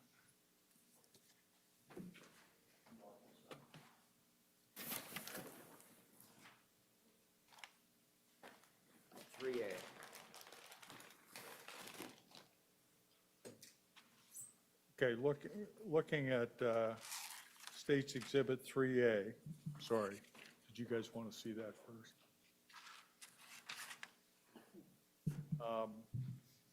You recognize what that is? I do. Tell us what that is, That's a rifle. okay? And do you recognize, have you seen that rifle before? Well, I'm assuming they're all built the same in this particular kind, so I would have to verify the serial numbers, but I'm assuming that it would be Deputy Meade's. Okay, verify it if you need to. Okay, do I need gloves, or do you want me to? You I have them if you want me to use them. got gloves. We have no issue that that's the same rifle. Okay, We'll have to worry about that. Thanks, sir. yes, sir. All right, why don't you put the gloves on? Okay.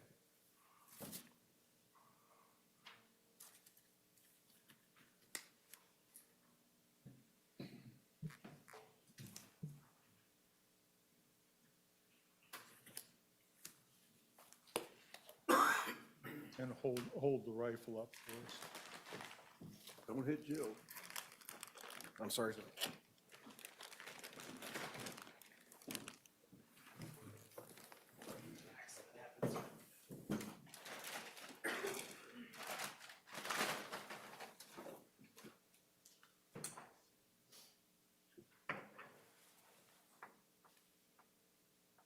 And are those your markings on the, It was it's the property room clerk's markings, but I recognize it from when I turned it in okay. to the property room. And now the gun, it has a zip tie on it, and the purpose of that is, That is to make sure that the weapon's empty when it's turned in. okay, so it, to make certain that it can't be fired right now. That there's not a round in the chamber. Okay. Correct. Okay. At the time that you collected it, was it empty? I'm sorry, I couldn't hear you. At the time that you collected it, was it empty? No, sir. Okay. Did you collect the magazine and the rounds for that? I did. Okay? If you reach into the box there, I think there's what's been marked as Three what? C.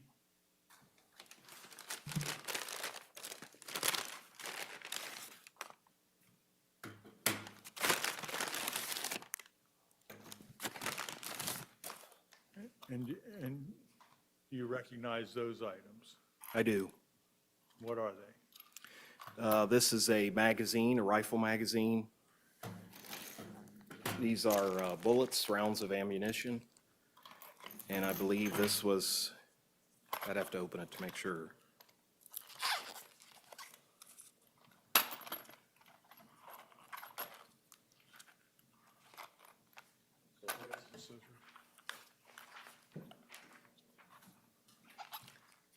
Yeah, it's taped up. It's pretty strong. Thank you.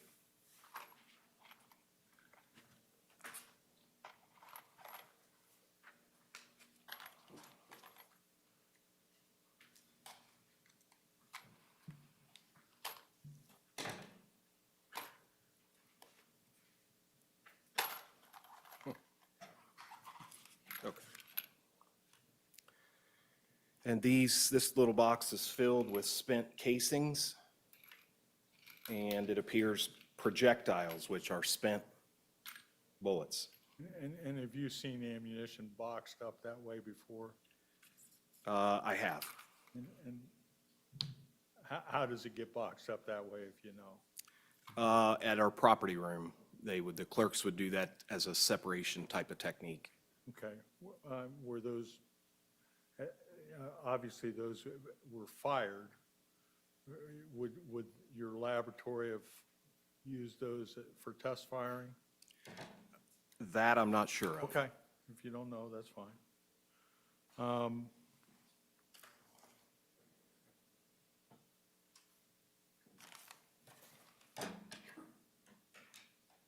Now, the ammunition and the magazine, do you know where that came from? Yes, sir. Where? It came from Deputy Meade's rifle.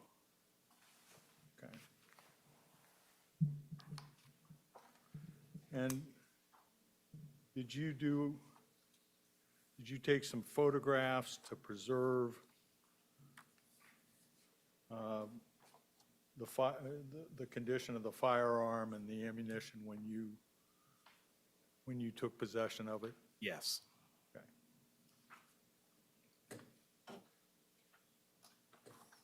And I think there's one more item in the box.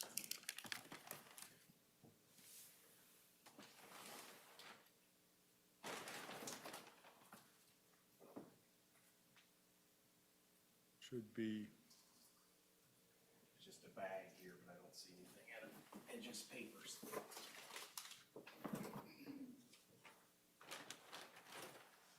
oh, maybe I didn't mark it. Okay.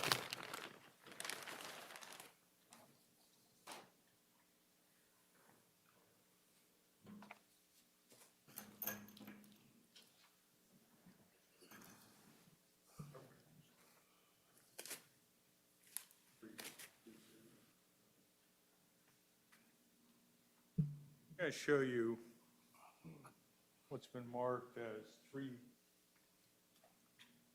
H.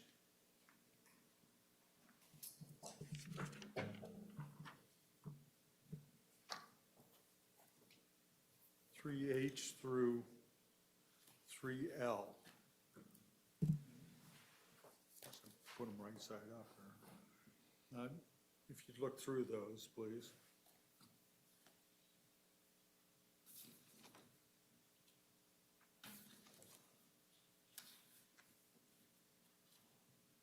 Yes, sir. Do you recognize what those photographs do?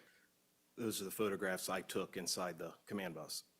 And they're photographs of what? Deputy Meade's rifle and ammunition. Okay. I think you can probably put it. Okay?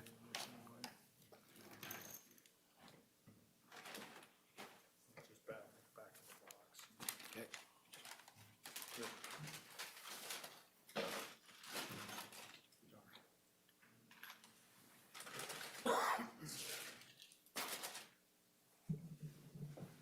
Did you take any additional photographs?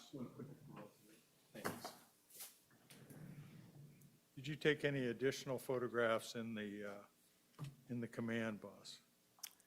I believe I took them of Deputy Meade himself and then of what I just looked at, his firearm and the ammunition.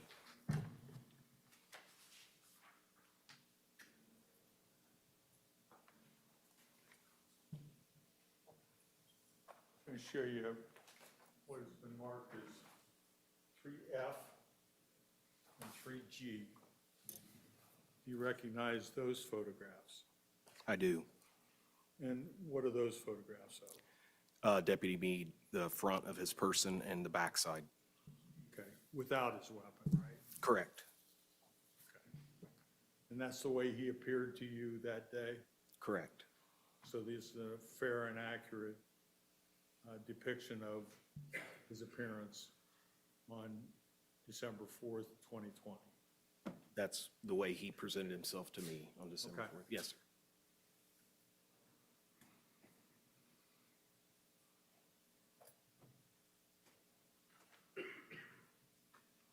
Now, when you collected the weapon, obviously you or somebody unloaded it, is that right? Correct.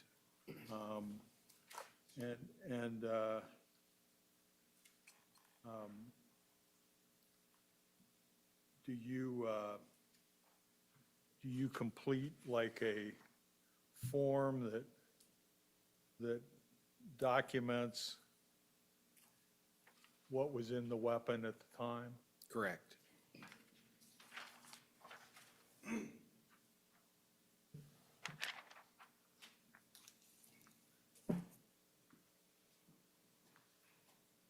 What's been marked as 3E.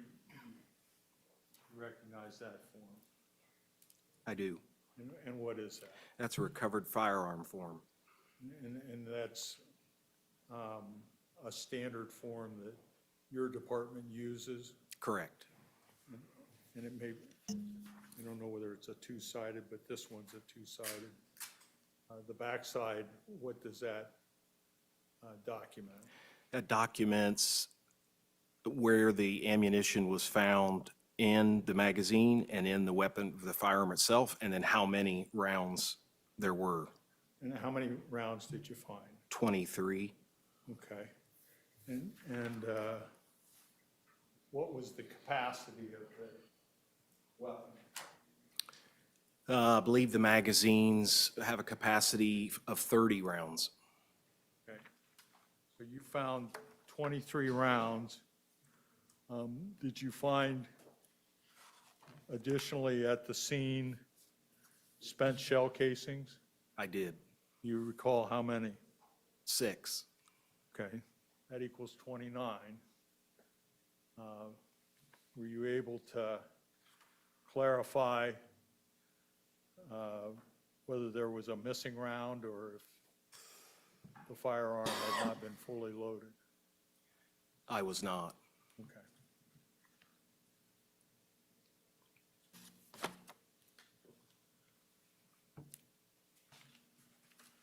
Now,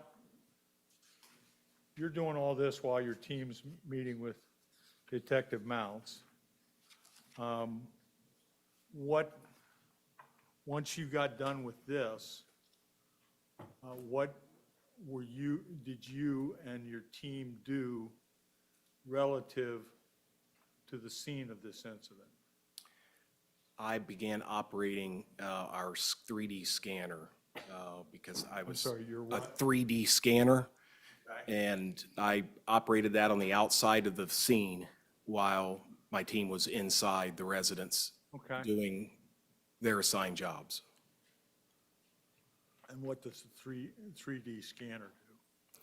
Well, since 2015, Columbus has used a Leica scanner, Leica, and it is a laser 3D scanner, which basically spins in a 360 direction, and a laser emits from a diode, and once the laser hits something, it returns, and you can know the distance less than a millimeter from the scanner to the object that it scans, and it scans everywhere up to about a mile. And the rest of your team was working inside the scene? Correct. Well, let's talk about the process of working the scene. What's the first thing that is done? Typically, I'm not sure in this case since I wasn't present inside, but typically we would identify and mark items of evidence. And how is that done? In conjunction with the scene lead, we would figure out what's needed. Okay. Since we keep everything in the house, we need to have an idea of what is critical, what is evidence to the case. Okay, and that's based upon whatever information the scene detective can give you? Correct. Okay. And when you say it's identified and marked, what do you mean? We would place basically it's just a numerical cone by the item of evidence. And John Ball and Sonny Williams were placed in charge of that. And one of them would keep a log of what that number represents. Okay. So, and that's just, you do that so that the items are marked, their location in any photographs that are taken? Correct. And about the same time, then Detective Gibson, Linda Gibson, was taking photographs of the entire scene, which would include the marked items of evidence. Okay. So again, what you're trying to do is document the way things appeared when you guys arrived there. That's the goal. Okay.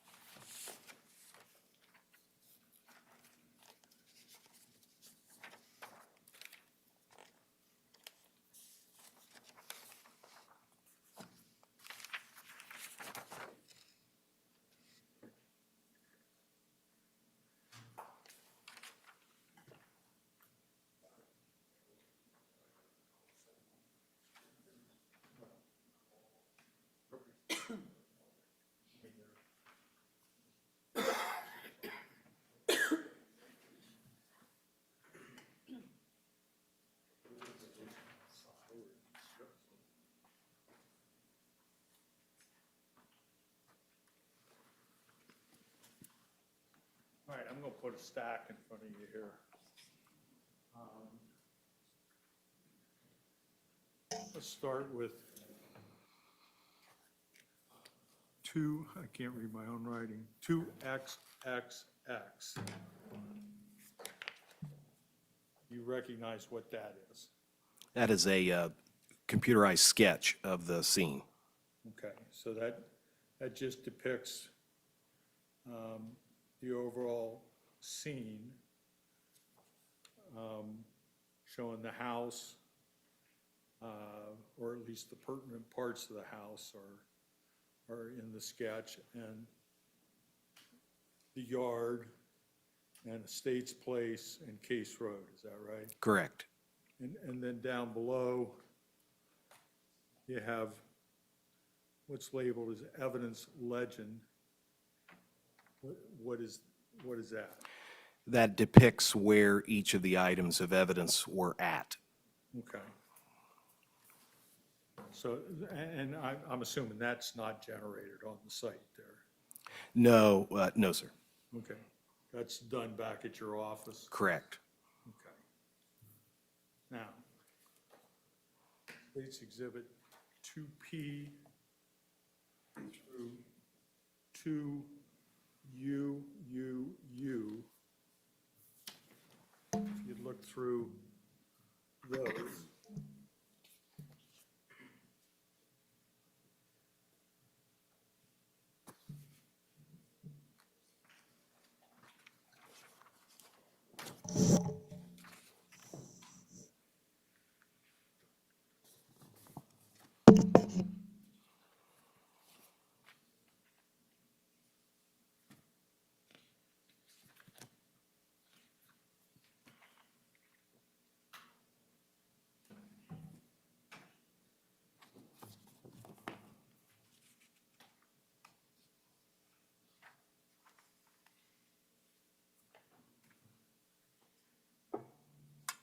You recognize those photographs?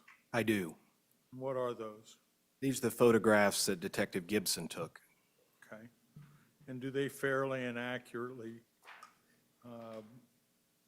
depict the way the location appeared on December 4th, 2020? That's correct. And was there kind of a route that those photos follow in terms of going through the scene? Typically, we start on the outside and work our way in, trying to tell a story through the photographs. Can I publish this? May. How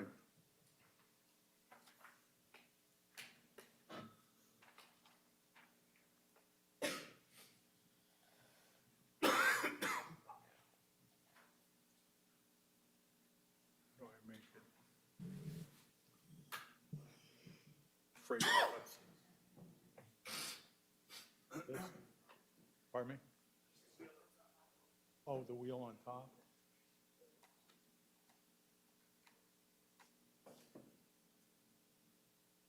I'm a klutz.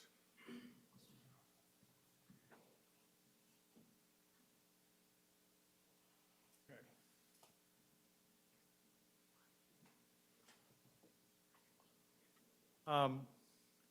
So like the first photograph there is of what?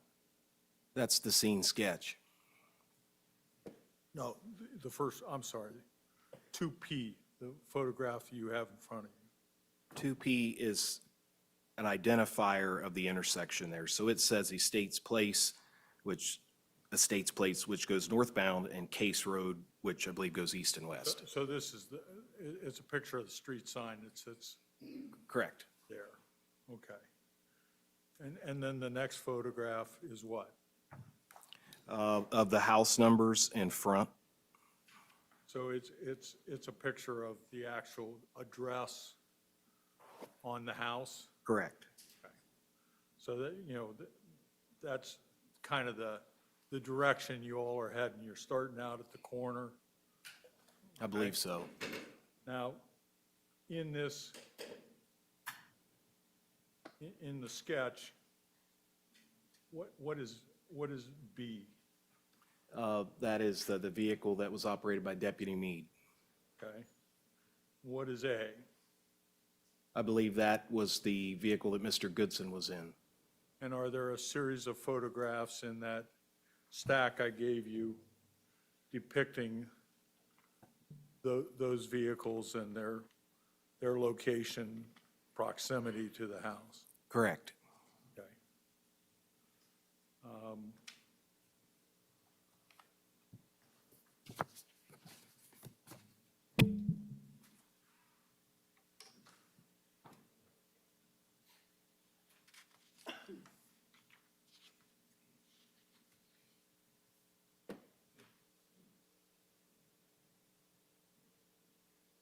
would you pull 2FF?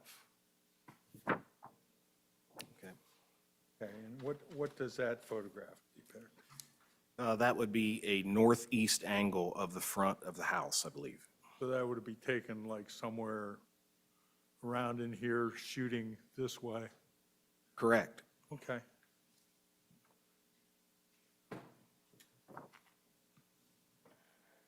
And then 2GG?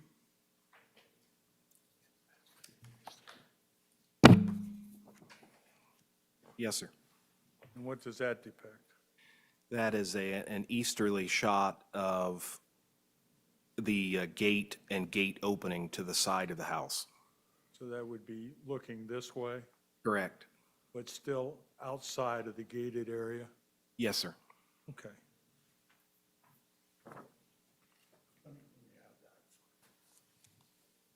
This particular photo?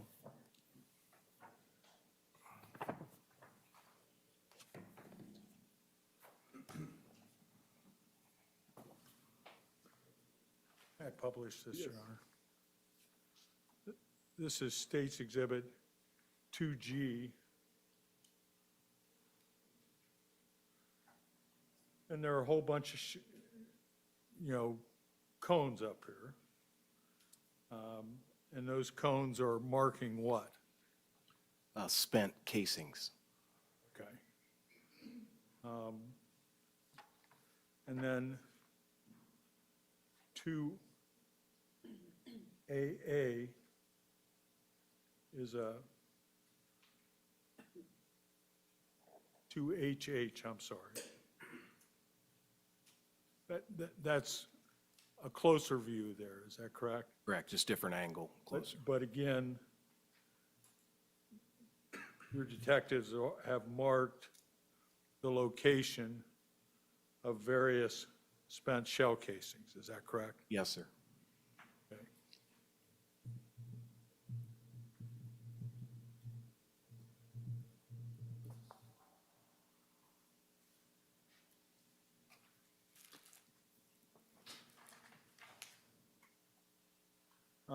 The next photo, 2II, and what does that depict?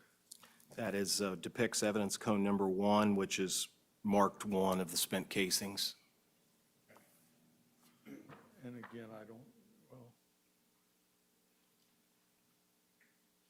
I don't know whether we can see which one is cone number 1, but it's one of those cones there, right? I can see it better. It's the furthest cone south, so away from the house. So it would be this one? Yes, sir. And that's a close-up looking down, so you can see the spent casing Yes, sir. on the ground there. And then you have a series of them that depict each one of the marked ones, is that correct? Yes, sir. All right. 200. What does that depict? That is a northeasterly shot of the side porch and side door. Okay. So it's a shot looking this way? Correct. Okay. Let me have that one.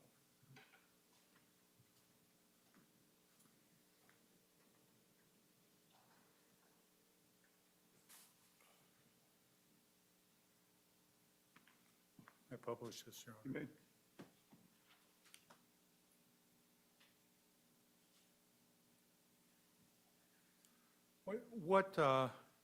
There's a cone on the porch there. Do you know what that is marking? We were directed to take swabs of a possible probable blood stain on the front stoop there, or the side stoop. Okay, so that's what that's depicting. Yes, sir. Now, in the course of your processing the scene, were the iron railing here, were they inspected for defects, impact marks?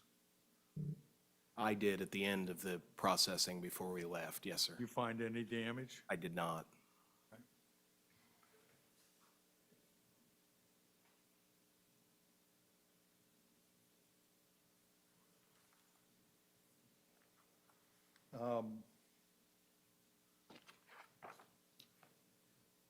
Take a look at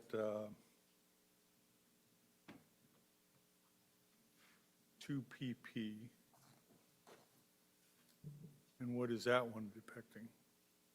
That's a closer shot of evidence cone number 8, which, and the front stoop there of the side door. And is there anything else on the stoop there? The broken glass from the front metal screen door. Okay, so the shattered glass is there as well. Correct.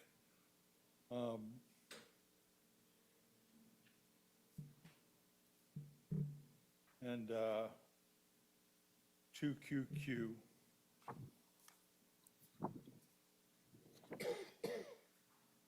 That basically the same thing. It is a close-up view of shattered glass and what appears to be bloodstains. Okay, does that one show inside the house as well? No, sir. That I,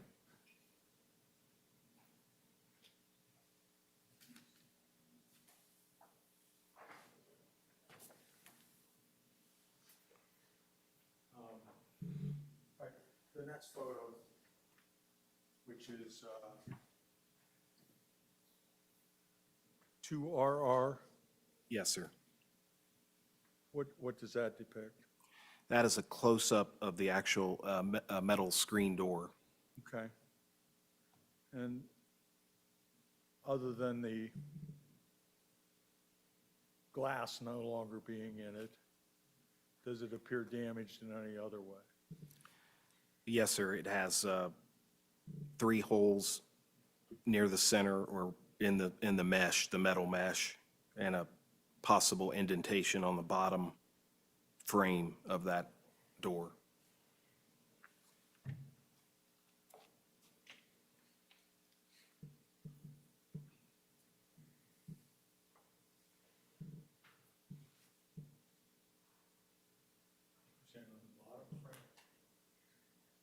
Yeah, I've got it all moved around. No, you had it the right way. So, excuse me, the top of the frame. So it's the top of the frame Yes, sir. that has it.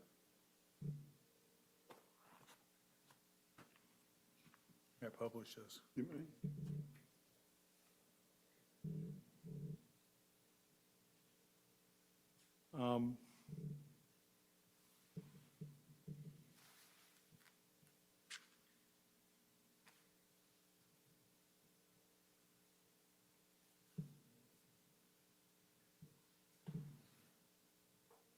And that's 2RR. And then the next photo, is that a similar photo to SS? Correct, just a close-up. So it's just a closer focusing on the screen portion? That's correct. Okay.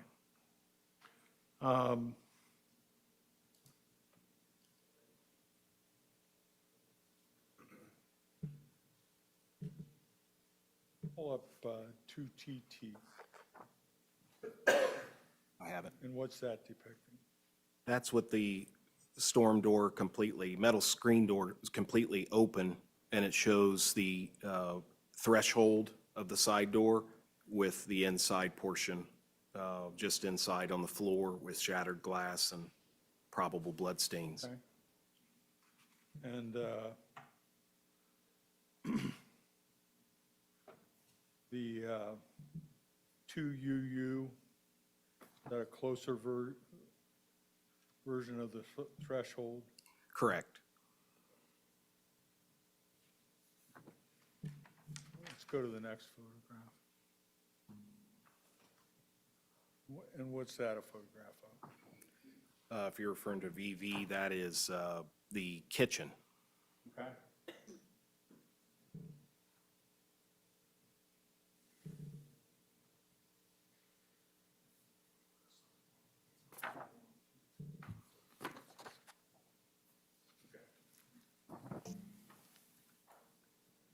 is 2XX, and that shows, That is the kitchen with with Detective Gibson facing the side door from the kitchen.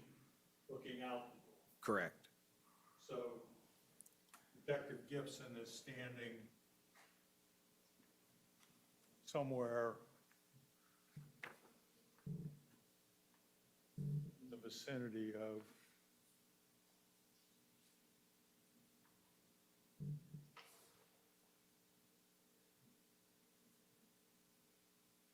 somewhere kind of between the refrigerator and the stove. And it's looking this direction. Is that correct? Sounds about right. Okay. May I publish this?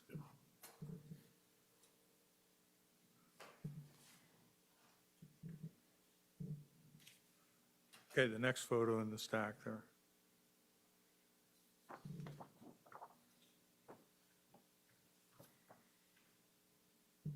You want me to describe what, okay. That is a down shot of from just inside the doorway towards the kitchen table. Okay. And there are things marked in there? Correct.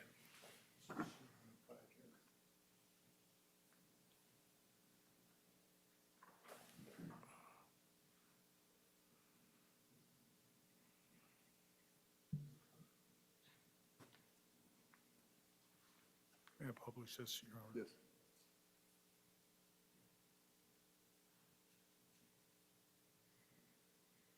So 9 is a firearm, is that correct?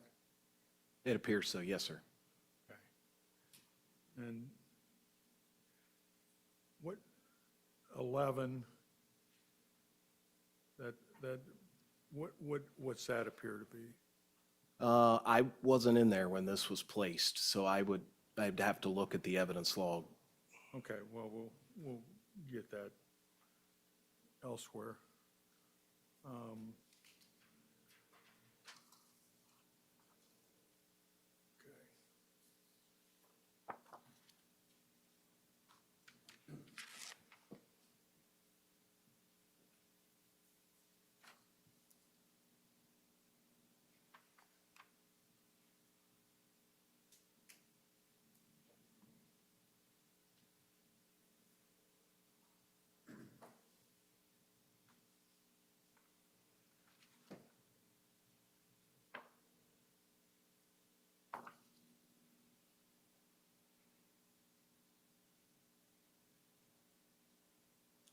Two ZZ,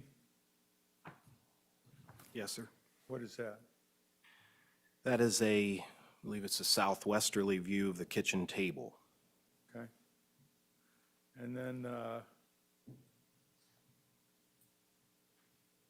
2 AAA,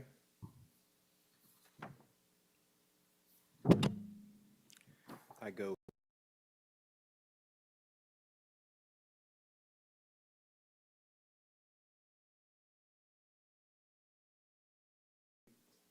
Represents or is a picture of the microwave oven in the kitchen.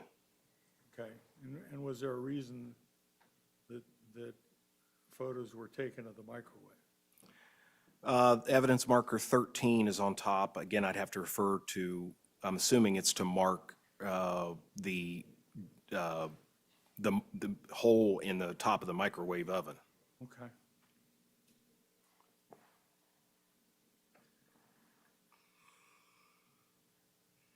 Take a look at 2 triple D.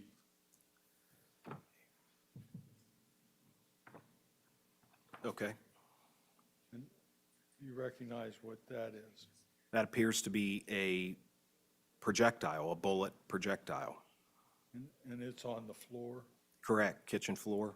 and it's marked by what cone number? Evidence cone 10.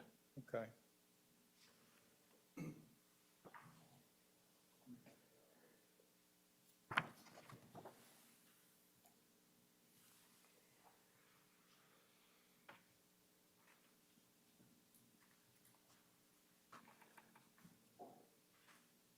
I publish. Yes. So this is a projectile that was on the floor, and its location on the floor is shown in 2Y. That would be here? Yes, sir. Okay.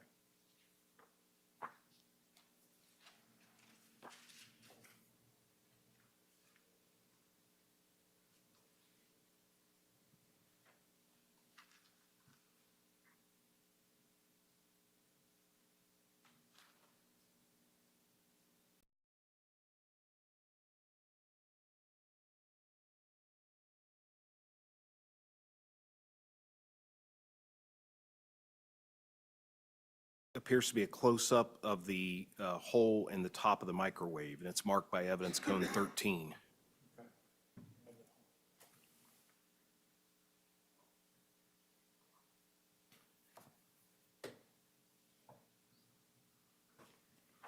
May I publish, Your Honor? Yes. So this hole here is what that cone is. I would have to refer again to the evidence log to make certain, but I believe so, but I'm not, I can't say for certain. Okay.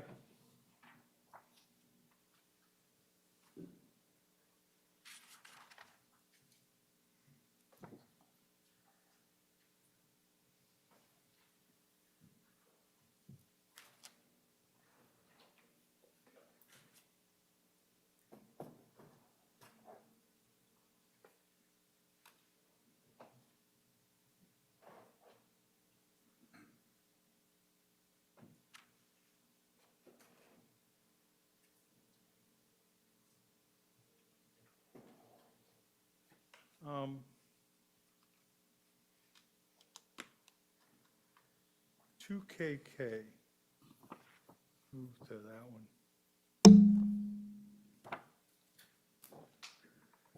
one. Okay. You know what that photograph depicts? It appears to be a photo of a bedroom. Okay.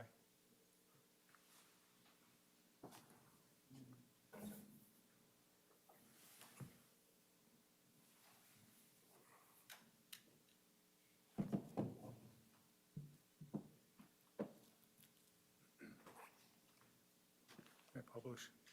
Thank you.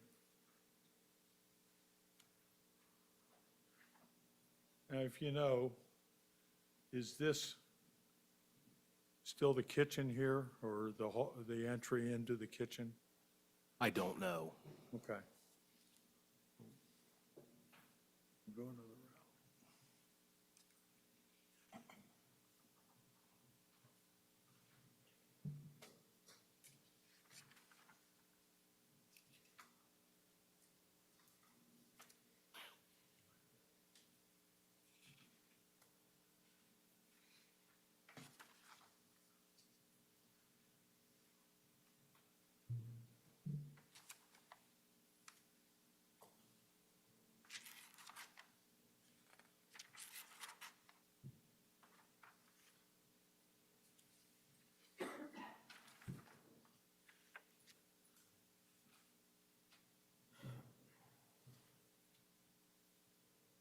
uh, 2SS.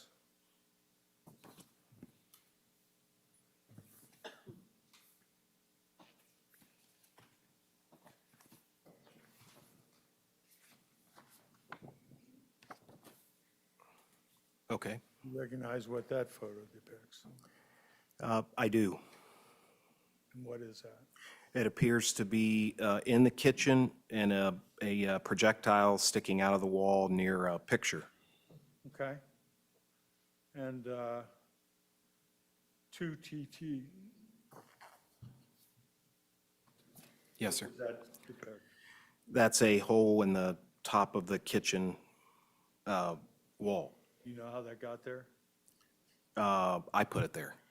Okay. And why did you put it there? I believe there was a bullet that had went through. At the end of the scene, I noticed this hole, and so I wanted to inspect it closer to see if I could find it reasonably behind the drywall. Did you find anything? No, sir. is that also the area where, before you made the hole,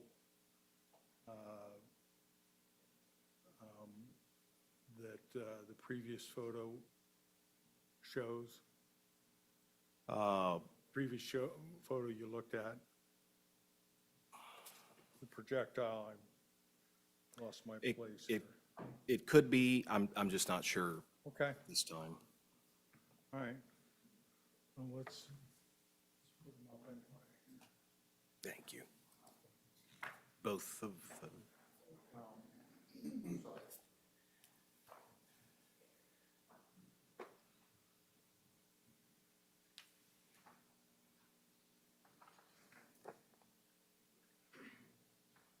May I publish them? This is 2 triple S.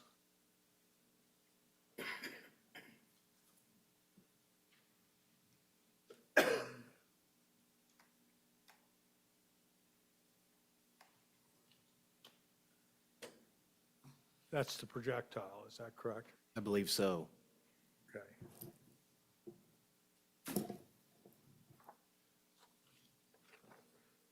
And then, let's see.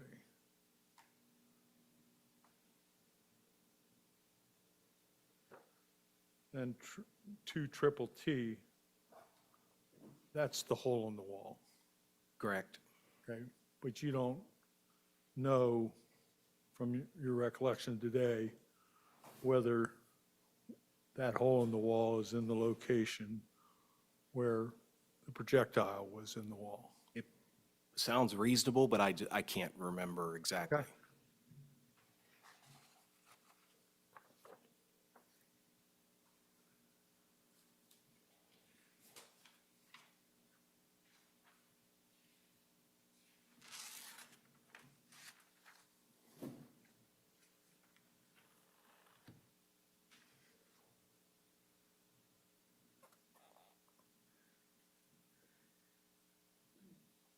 Would you look at 2 triple C?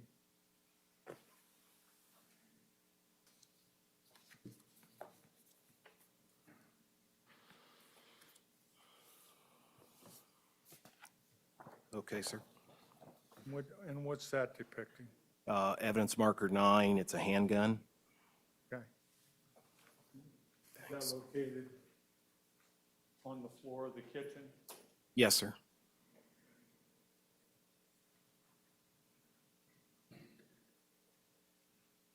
May I publish, Your Honor? May.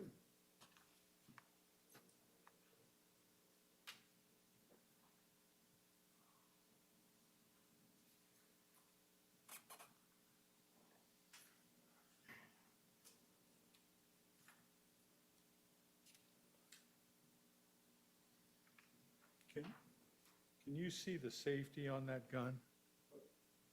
What number is this? I'm sorry. It's 2 triple C.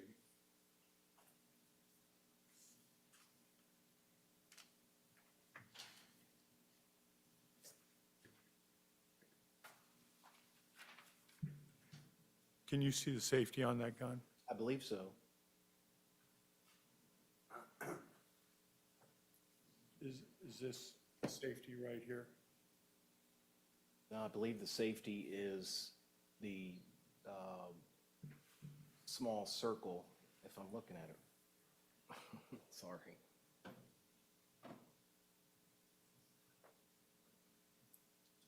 I would have to look at it right side up to be certain, but it's just not clear in that photo to me that Okay. where it's at, to be honest on that.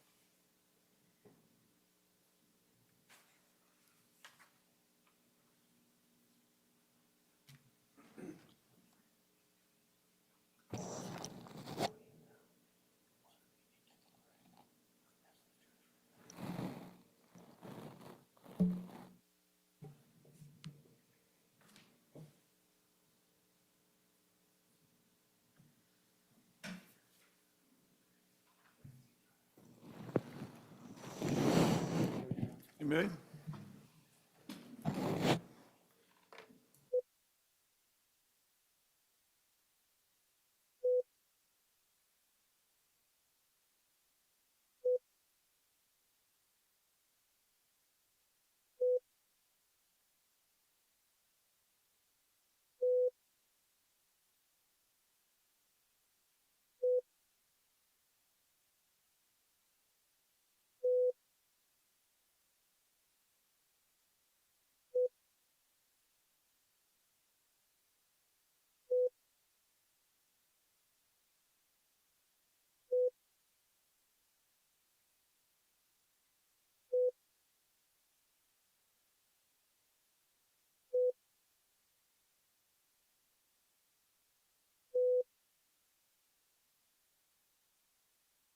we're gonna do is take we're gonna take our not afternoon break. We're gonna break for the day. Hold on. Now Diana will yell at me. Do not discuss this case among yourselves. Do not permit anyone to discuss it with you or in your presence. It is your duty not to form or express an opinion on the case until it is finally submitted to you. And Courtney was telling me that you guys are prompt, good jurors showing up on time. If you can get in around with jury commissioner at 8:45, we're gonna hopefully get started about 9. Everyone have an enjoyable evening.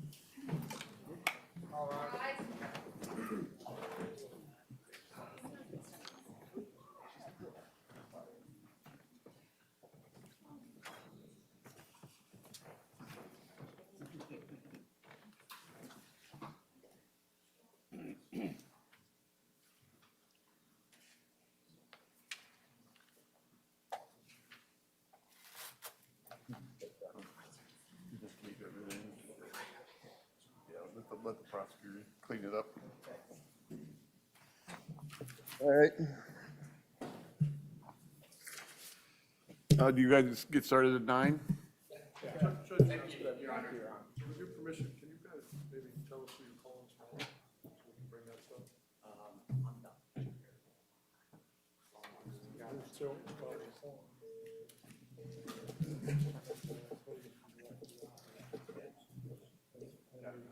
Some more crimes. Crime scene search and those two.